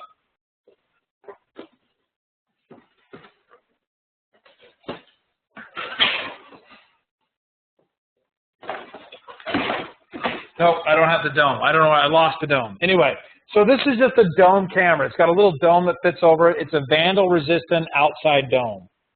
So basically, let's say I've got this camera outside. Now, in a lot of small environments, they can't afford to run a bunch of cable, or worse, they've got it across the warehouse or in another building or across somebody else's property line, and they're not able to run a wire to this camera. So a very common thing that we have to do is use some sort of wireless technology to connect to this camera. Probably the best way to do this is with simple wireless bridge technologies. And I've got an example of that behind me, which is the ingenious ENS-202 product. And I have two of them, one for one side and one for the other. So let me get a good zoom up of that so you can see it.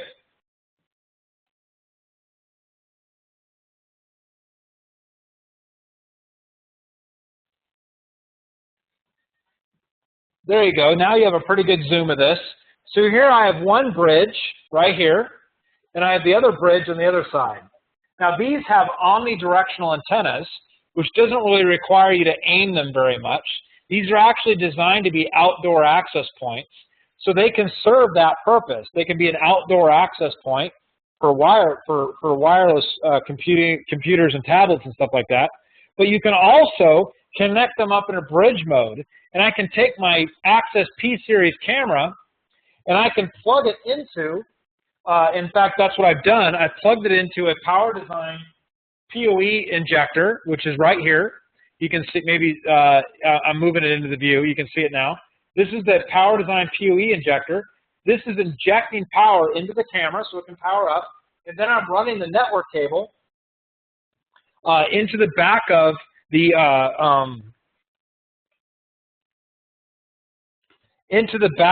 ingenious wireless product. So on one side, I have the camera plugged into the back of the ingenious wireless product, and on the other side, I have the other ingenious product connected into my network. So this way, I can have this camera as long as I have power where I have the camera, and I can power that PoE injector, then I can power this camera, and I can have its wireless signal transmit across the bridge and go to my home network. Let me show you how that works. It's pretty cool. And it's actually very low cost, by the way. So let's go ahead and take a look at that. And by the way, I did get a question. Somebody asked me, while I'm bringing this interface up, somebody asked me, is the Access Camera Companion, can it work with other cameras? The answer is no. It works with Access cameras. Access wants you to buy their cameras, right? They're not going to give it to you free unless you buy their cameras, right? Makes sense?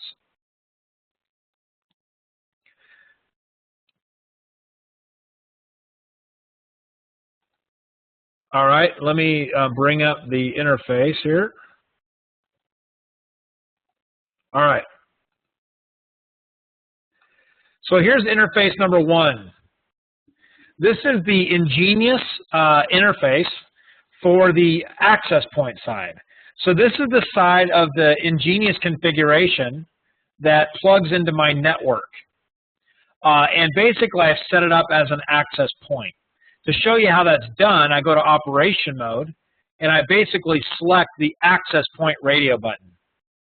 Then I go to wireless network, and I configure this in whatever wireless network mode I want. In this case, I've just done 802.11, BG and N mixed, and I've set up the SSAD I want to use. I've just done the defaults here in Genius 1, and I've enabled it. That's basically all you have to do. Now, whenever I do this the first time, I set it up with no security. Then after I get it working, then I apply the security.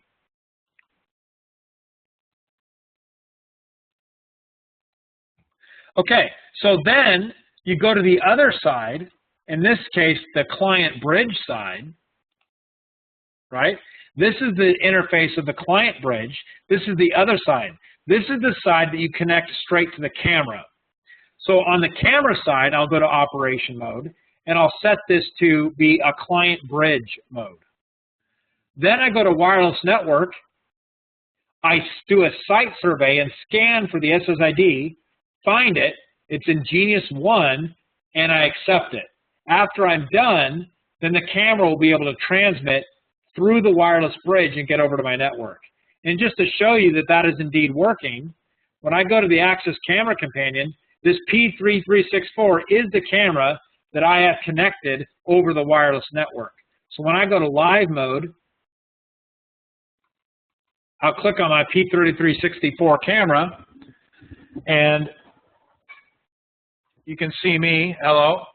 So this is the camera that I am using to connect through the client bridge into the access point and transmit across. And And the video is actually pretty good, and I can actually do the recordings through the NAS box as well. And in my testing, that seems to work pretty good. So there you go. That's how you do the that's how you set up the Access camera to work wirelessly in a small business environment. And I find this to be pretty effective and actually pretty low cost.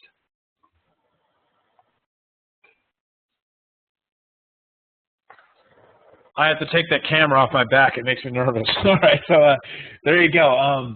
That's how you do that. All right, any other questions for me now that we talked about that?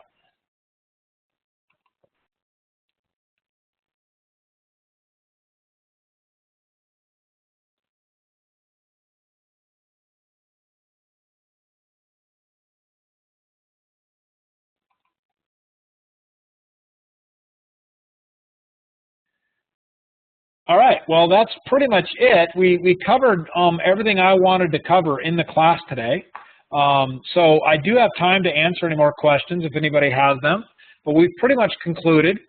Thank you for attending today. Sorry for the snafu of losing my SD card, so I couldn't show you that. I went out and bought it this morning just solely for the purpose of showing you how to do the SD card, and then I go ahead and stick it inside the camera. So, but nonetheless, I do have a video on it. If you go to the Physical Security Use site and you go to that course, there is a video on deploying an Access camera with an SD card and doing that with Access Camera Companion. So you can see that work end to end in that video. And I walked through it pretty step by step. For those of you who I may have gone too fast in this session, the videos are much slower and you can follow them step by step. So that's pretty much what's available for you when you go online. All right, I have plenty of time to answer questions. One person just did ask a question. Let me bring that up. They asked me about what other options are available for the Western Digital Sentinel box. This is the DX4000 you're seeing here, and there is a whole slew of other products you can buy, not just the DX4000, but you can buy a variety of other external storage boxes, not just that one. But there's a variety of models that are available for you to buy, and so you can go ahead and look here at their I think it's under their personal cloud line. I think that's where they put them. Yeah, this is their EX4. This is the one that's got the 4 drives in it, and it goes all the way up to 16 terabytes. So this is the NAS, and you can buy separate drives for it. You can, buy it with RAID or not RAID. It can be RAID 0, RAID 1, RAID 5, RAID 10. You have to have more than 2 disks to do that, but that's where you can buy those at. So that's a good question. All right, anybody else have any questions for me before we quit today?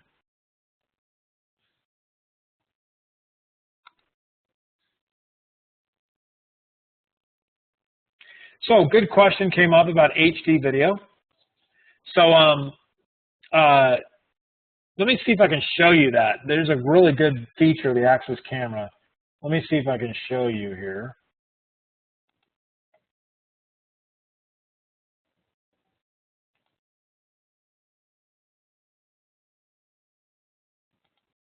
The question is about, is there concerns about sending video over HD video over your network? And yes, there is, and I want to show you that. So I'm going to set up an overlay on the camera.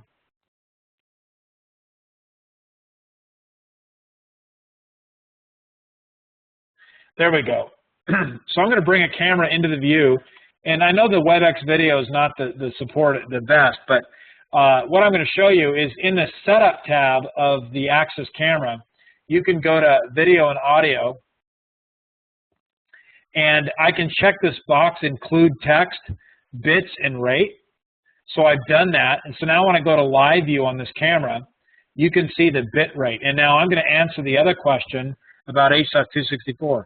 All of these cameras that I've shown you support H.264, and all of them support either variable or constant bit rate. So variable bit rate means it'll use whatever bit rate it needs to get to the quality that the image requires. If you set a constant bit rate, it'll make sacrifices on the quality to maintain a bit rate.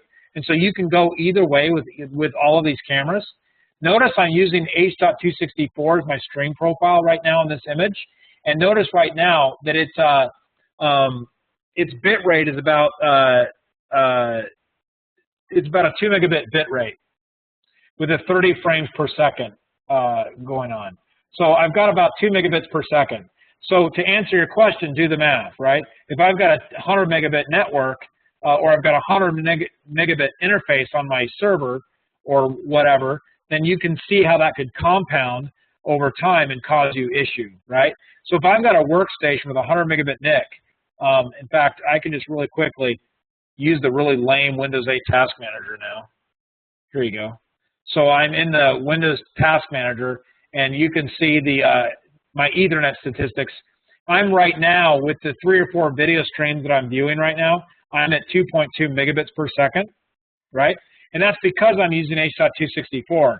Watch what happens when I change the stream to motion JPEG. So now I'm viewing this live as motion JPEG. And notice the bit rate up in the top left-hand corner. The bit rate is shot up to almost 18 megs, right? So, or 18 megabits per second.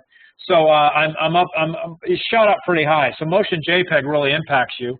And now look at my Task Manager in Windows. You'll notice that I'm up to almost 20 megabits per second. So motion JPEG is a big impact. By being able to do H.264, I'm reducing that bandwidth dramatically.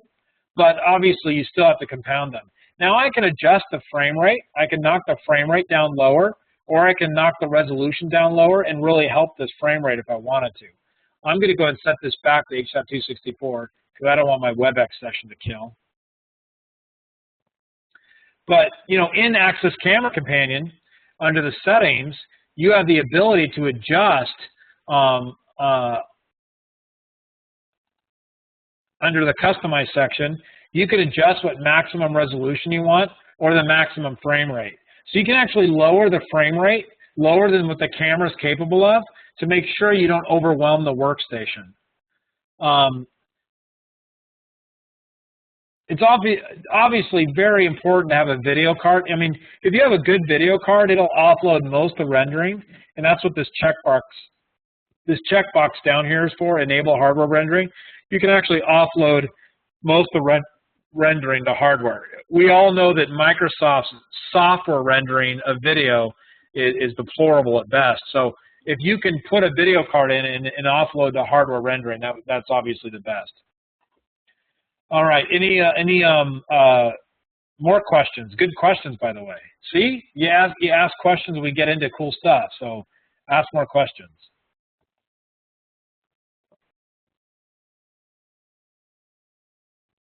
Oh, just to show, one of the persons is asking, you can, in the cameras, you can adjust a variable bit rate or a constant bit rate.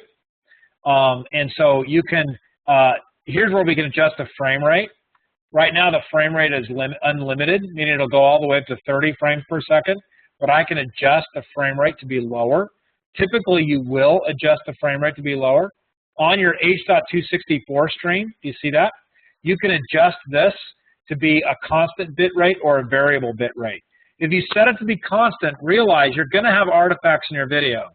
So if I set this to be a constant bit rate and I set it at, you know, 1 megabit per second or 1,000 kilobits per second, I'm going to have artifacts in my video. You're going to get choppy video occasionally, especially when there's a lot of motion. But so most people do variable bit rate until there's a problem. You can also set the GOV length. This is how many keyframes that H.264 generates. The longer the length, the more bandwidth and storage savings you'll have, but there are impacts to that. So be very judicious about how you set this. This is how often you have a keyframe in your H.264 stream. Somebody asked the question, is there a point where you'd want a separate network from your main data to avoid network congestion? Almost always the congestion occurs either at the workstation that's viewing the video or on the server that is recording the video. Rarely do we have congestion from the camera itself, even in the aggregate. So if I have 16 cameras all in H.264, realize at the worst I'm going to be is at 2 megabits per second, right? So, I'm getting up to 30, 40 megabits per second. Now on one switch, that might start to impact my switching. So I can simply create multiple broadcast domains on that switch. So rather than buying a separate switch network for your security, what I would do is invest in switches that can allow you to segment. You buy a broadcast domain and separate the cameras away from your workstations. Even though you're using the same switch infrastructure, you're now using VLANs and things to separate the cameras.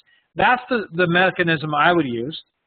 Also, if you buy more advanced switches, your workstation or your server can be multi-homed into that box, and you can actually bridge your network connection, so you can create an aggregate more bandwidth right to that machine than just one NIC interface. So I would recommend, instead of buying multiple networks for cameras and PCs, I would buy better switches. It's cheaper in the long run, and it's easier to manage, and you get a lot more advanced features.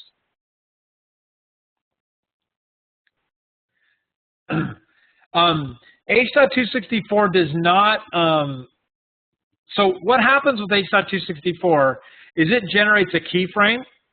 The keyframe is pretty fixed. It generates it every so often. And what happens is the frames that follow are differences. So when motion occurs, you're getting the differences that occurred from that keyframe, right? So it's not that you just get a keyframe upon motion. That's really not it. What happens is you get a keyframe, and then the differences occur, and it makes up for it in the video. So that's kind of one of the mechanisms it uses to compress, not compress, but to reduce the amount of video being sent across the wire. And this is just getting better, by the way. They keep improving this technology every year, so it's just going to get better and better and better. That's because we all want to watch Netflix at home, right? So we want our Netflix to work. So they've been really getting better at full motion video over a network wire. And you've seen what happens when you get some loss watching a video over internet streaming. You'll get some loss. Usually the loss is occurring in the areas where there's nothing happening, right? Because the differences between the keyframe and what you're watching didn't quite catch up. And so that's kind of what's happening. No problem, Kiko, no problem. Great. So I don't know if that answers your question. If you could either create disparate networks to try to improve a bandwidth situation, or you can create more expensive switches that are capable of management features, VLAN features, LACP features that allow you to bond your NICs, trunk switches together, create more aggregate bandwidth. I mean, that's usually the way I would go. If you get into a situation where you're worried about bandwidth, you're usually in a situation that's more than 20 cameras.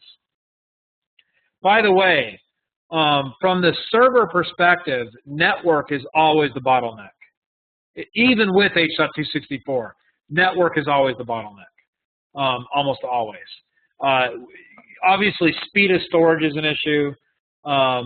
Speed of processor is an issue. Amount of memory can be an issue. But networking is always the bottleneck. In all my lab testing I've done, and even in the field before when I ran a company, always network was our issue. We were always pegging the network cards. So that is your first thing to look at.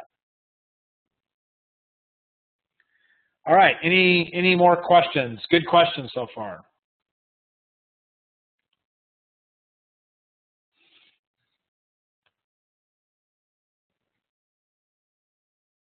Excellent questions, by the way. Keep them coming. I don't mind staying for a few minutes extra. A question just came up about what video management software could you be using. So there's kind of a pecking order, if you will, in video management software. You've got a lot of free packages out there that manufacturers will provide with their cameras. Many of them do. Axis is no different. They provide a free one that comes with that they sell with their cameras. Beyond that, you start getting into software. Now what I would recommend is software that's more open. meaning software that you can install on any platform, and it'll work with a wide variety of cameras. And so first on the list would be maybe a company called Exact, and they have a product that it's called EXACQ. That product allows you to work with multiple cameras. It installs agnostically on different devices.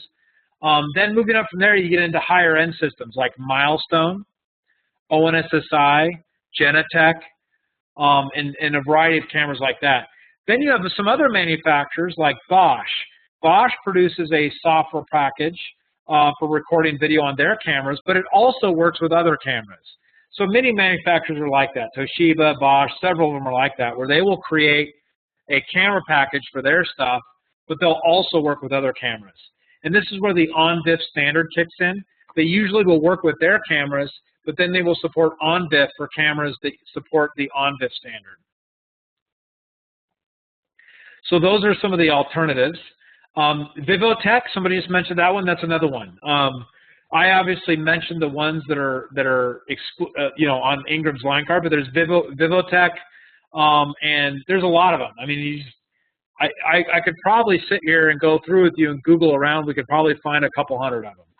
So there's a lot of them. I mentioned kind of the big names, but there's others too. Vivotech is an up-and-coming one. They're pretty good. A lot of people like them. Pretty confidently written software. I like it. And my testing has been pretty good. GeoVision is a manufacturer who manufactures cameras, devices, wireless, all that kind of stuff. And they also have a video management platform. I would not put their video management platform on the same level as what we've looked at today, or would I put it on the same level in any of the ones I've just mentioned. It's kind of they've really kind of made it work with their cameras. Now, if you're just using their cameras and their devices, it's pretty good. It's pretty good. And they have a nice little video management platform too, little video recorder platforms. They're pretty good. But, you know, it's not your open type platform as much as some of the other systems. But it's not bad. It's not horrible. But GeoVision is considered pretty small. They're a smaller market player. But, you know, they do sell a lot of cameras, so I can't say that they're not up and coming fast. So it's definitely worth a look. They have some pretty nice cameras, too, for certain types of views and stuff. So it's definitely worthy of a look. Any other questions?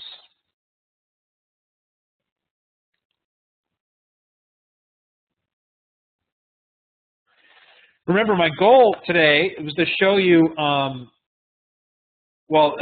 there is a Videotech, but there's a company called Vivotech, V-I-V-O-T-E-K, Vivotech. So that's the other company. But there's, remember, the goal here today was to give you a really simple, easy solution to sell to a small business customer. So I don't think it gets any easier than providing access cameras, which are really clean, really easy to use, with SD cards built into them for storage, and a workstation, which they probably already own, to manage and view that video. I mean, that's pretty easy. And then if you need to offload the recorded video, you can offload it to a Western Digital NAS box pretty cleanly. You saw the setup. It's pretty easy to do. And then on top of that, if you need wireless or something like that, I showed you some ingenious products to get that done. So I was trying to show you, hey, if you got into a retail or small business environment, what are some tools and resources you would need to knock it out and get a simple, low-cost quote done and have some of the understanding of how it works. That was the goal of this course. Hopefully we've succeeded in that. I've gone over lots of other people's products. Some of you have been asking about other manufacturers. I've got several videos on those, so I have gone over GeoVision. I have gone over a few others, Milestone and a few others. So you can check those out if you want to. I've gone over Bosch's. In fact, in a couple of weeks, I'll have something by Bosch. In a couple more weeks, I'll have a couple of other manufacturers with their product line. So you can take a look at them. If you want a really good look at it and just kind of compare, definitely the classes that I'm running, the videos that I'm authoring will definitely give you a good quick stab at what they offer. All right, does anybody have any other questions? We're pretty much wrapping up. So if you're just waiting to hang on for me to say goodbye, thank you very much for attending. You're welcome to leave anytime you want to. I will stay on and answer any questions that people have. I don't have much to do this afternoon, so I can stay on as long as you want me to. But if you're free to go, and thank you for joining. You will be getting an email from Physical Security University with instructions on how to get into the class. And I am enrolling you. Right after this call, I will be putting you in the class, and you will be able to log on to physicalsecurityu.com and access the online content I pre-recorded.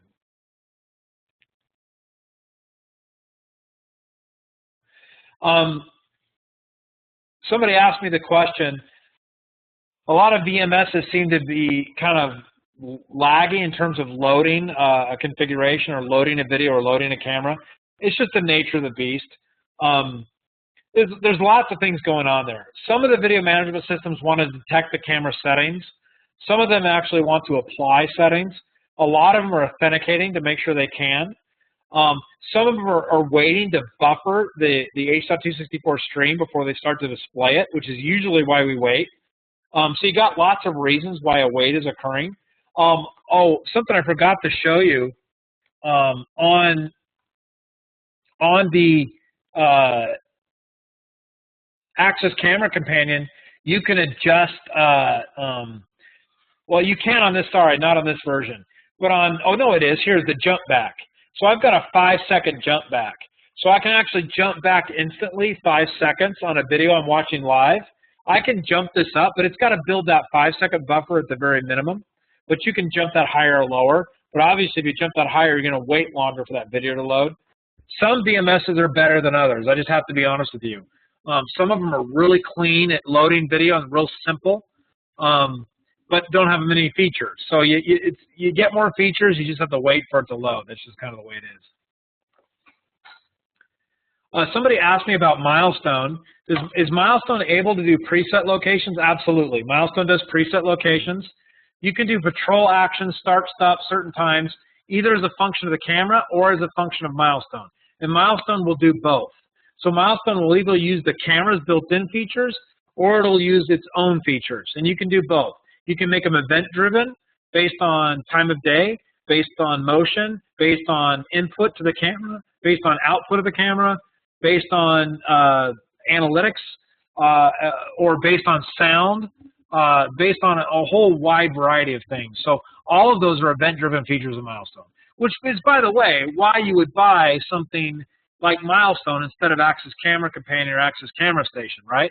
If you want to get that high end, you've got to get into a video management platform such as Milestone.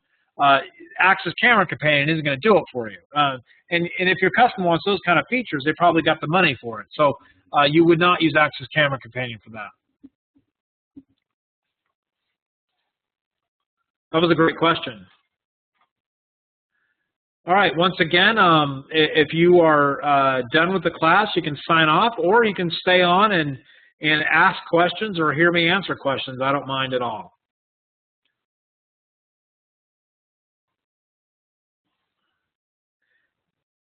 Do I have any more questions about any of the products I showed, or any other products? I don't mind answering any of them. Whether they're on or not on the Ingram Micro Line Card, I don't care. I'll answer them. I don't have experience with all the video management platforms, by the way. I do have a lot of experience with Milestone, with Onus SI, Genetech, Software House, and Exact. So those are the ones that I have the most experience with. Milestone communicates with Access in one of two ways. I just got a question. Does Milestone communicate with Access via API? So Milestone communicates with Access cameras in one of two ways. It either communicates it to it by a generic OnVIF driver, which, by the way, OnVIF is not enabled on Access cameras by default. You've got to turn it on. Or Milestone actually directly communicates with the camera via API. Actually, not via API, but they've used the API to create the proper protocol stream to talk to the Access camera. So yeah, and Milestone is huge with Access, meaning usually when Access releases a camera or releases a firmware, Milestone is one of the first to have it, because that's one of Milestone's claim to fame, is that they're the open video platform, right? So if they expect to work with the major manufacturers' cameras, they better be writing drivers, and that's what they do. So Milestone releases a driver pack every so often. So you'll go to their website and you download a driver pack, And that's all the recent updates, the revisions to camera models and camera firmwares. So absolutely, Milestone's direct.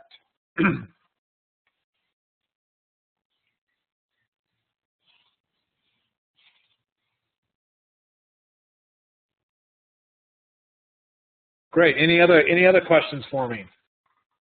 You've got my undivided attention.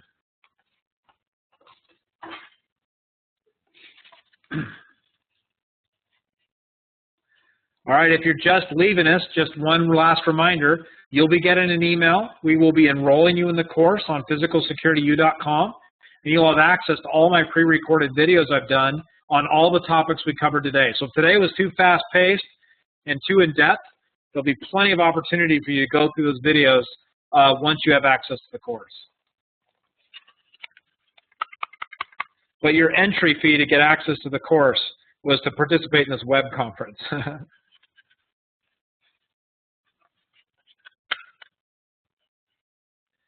Yeah, I've been asked that question a couple of times. Thank you very much. Somebody asked me the question, do you have a list of bill of materials for what I went over today? That's an excellent question, and I'm going to make a note of that. I will include in the email a list of the bill of, actually, you know what I'll do is I will post the bill of materials to the Physical Security U course. I will post the bill of materials for you because a lot of people are asking me that. I've been asked that a couple of times.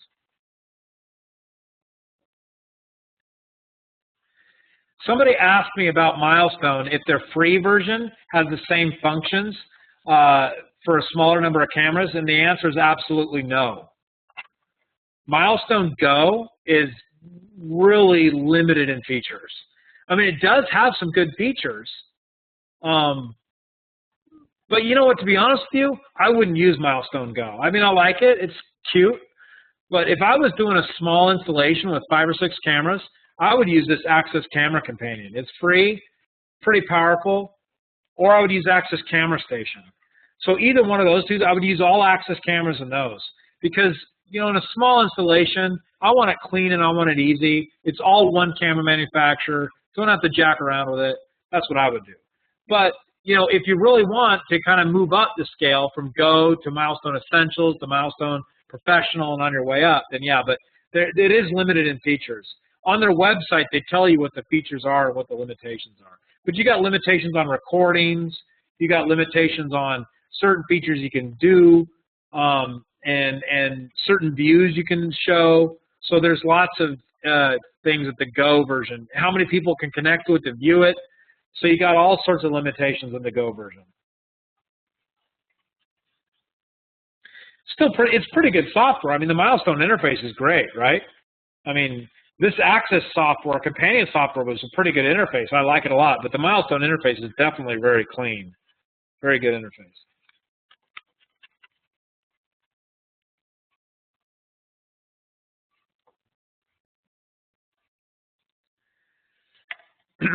All right, do we have any more questions? Feel free to ask away.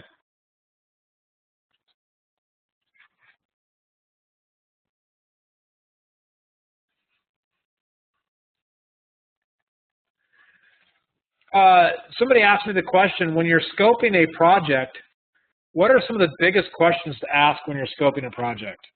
And by the way, I have a one or two of the PSU courses that I've already ran, the 201 and 202 course. I go through a lot of sales type of questions, so check that out because I go through that quite in depth. Also, on the PSU site, the Physical Security U site, if you look under, there's a section called Archive Videos. Let me show you where that is. So on the home page, you can self-enroll for this course called Physical Security University Events. And there's a couple of speeches I've given. In one of those, I talk a lot about pre-sale strategies for security implementations. And so they're recorded in those Physical Security University events. If you go to these individual courses, like this one, IP Surveillance in Retail, and you log on,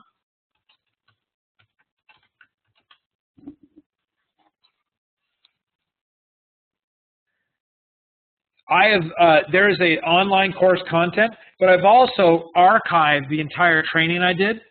So there's a 2.5-hour live training where I dive into how to sell into retail. So, and I have another one where how to sell into education. So I talk a lot about how those things to do, you know, what good questions to ask. But just to answer your question, it depends on really the size and type of customer. But assuming that it's a small business or retail, let me just go over that. So the thing the customer really wants to focus on right away is camera selection and camera placement. You want to avoid that discussion right off the gate. What you want to do is you want to go in talking about how they're going to manage their video. Because ultimately managing video is what solves the business problem. So you've got to go in there talking about video management. Ultimately, you want to be the one with the answer for how they're going to view their video, either in the store or at home. And you want to be the one that provides that video, provides the management interface, and teaches them how to use it. Because then you will become sticky into that account. So do not let them go down the road of talking about camera type and camera selection right out the gate. You want to focus on how you're going to capture the video, how you're going to record it, and how they're going to view it. Make it very much a discussion about video management first. That's your first thing, is to get into that and help them and wade through those waters. Then you got to talk about how you're going to record the video and how much recording they'll need. How many days of recording they think would be useful for them. They're going to they need to be educated here. And this is where you have a chance to prove your expertise. You know, they'll come out right to date and say, well, gee, I want it for a whole year. And you'll say, well, reality kicks in. You can't do it for a year, maybe 30 days or maybe 2 weeks. And so then you can determine whether you're going to use local storage on the cameras or whether you're going to use a NAS box or whether you need a server box that you put in there that you can record to. So that becomes the question of how much storage they're going to need. And you don't need to get into what frame rate they want or what quality they want. Don't get into that. Find out what they're trying to do, and then you determine the quality. Don't go down the discussion there, because if you find out, hey, I'm having a lot of theft in my store, and I want cameras on every aisle to protect from theft, and I want to know exactly what item they pick up, and I want to know who picked it up, and I want to know what time of day it is. Well, you're going to talk about video management, you're going to talk about how much recording, then you will make the correct camera selections to get the quality that you think are needed to pick up a good view of a person grabbing something off the aisle. So that becomes the discussion.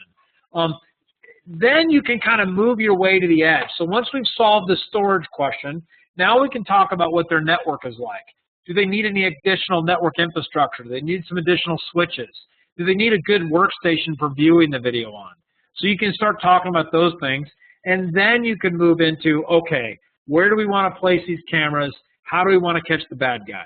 And I always recommend that you prepare for that job walk. You never do this on day one. You have a preliminary discussion about video management, setting the context of the discussion, and then you schedule in advance a time to come and walk the floor with them, where you go and walk around the floor with the customer, identifying hot spots, taking good notes, taking pictures, analyzing it. Then you come back with a really solid quote with the cameras where they want them. Now, keep in mind that if they want to place cameras in certain places, you're going to have to get creative on how to get the camera back to the video management system. So it may be that they can't put a camera there, or they may have to use wireless, or they may have to run some extra cabling. All of this is going to be costs. My final recommendation to you, any infrastructure costs, such as adding switches, adding cabling, adding conduit, adding wireless, separate that away from your video management quotes. Don't include those all in the same bundle, because you want to make sure they understand that infrastructure is one thing and that the actual solution to solve the problem is another. Very important, because they are going to shop you from time to time, and you want to make sure they're not shopping you against an entire quote when somebody's just simply selling them an MVR with 5 cameras, right? So you want to provide the whole solution, but provide it in part so that you're not getting underbid. That was a long-winded answer to a short question. Sorry about that. Did I answer the question? Any follow-up on that?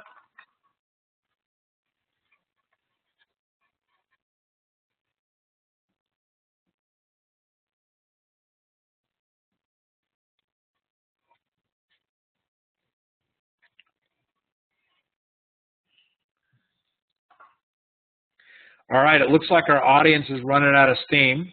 I'm still pretty impressed that 16 people hung on to listen to my answers. That's great. Either that or they're just totally ignoring me and they've gone off to do something else and they forgot they left the WebEx on. It's probably more like it. But it looks like we're running out of questions. Unless there's any more questions, I'm going to conclude this session. Thank you so much for participating. We look forward to a whole slew of new courses coming out in the spring. We're doing some certification courses. I have some courses on IP fundamentals where I teach basic networking in relation to cameras. I also have some courses on camera fundamentals, some more advanced camera stuff that we didn't even get to in this class. So I have a lot of stuff coming down the pipe. You look forward before the end of the year, I'm doing a class on power. I'm also doing a class on analog, on converting analog to IP. And I also have a course on a small business platform very similar to the one I did today. So lots more coming down the pipe. Keep watching the schedule. Look for announcements and look forward to seeing you in the future. Thank you very much for participating.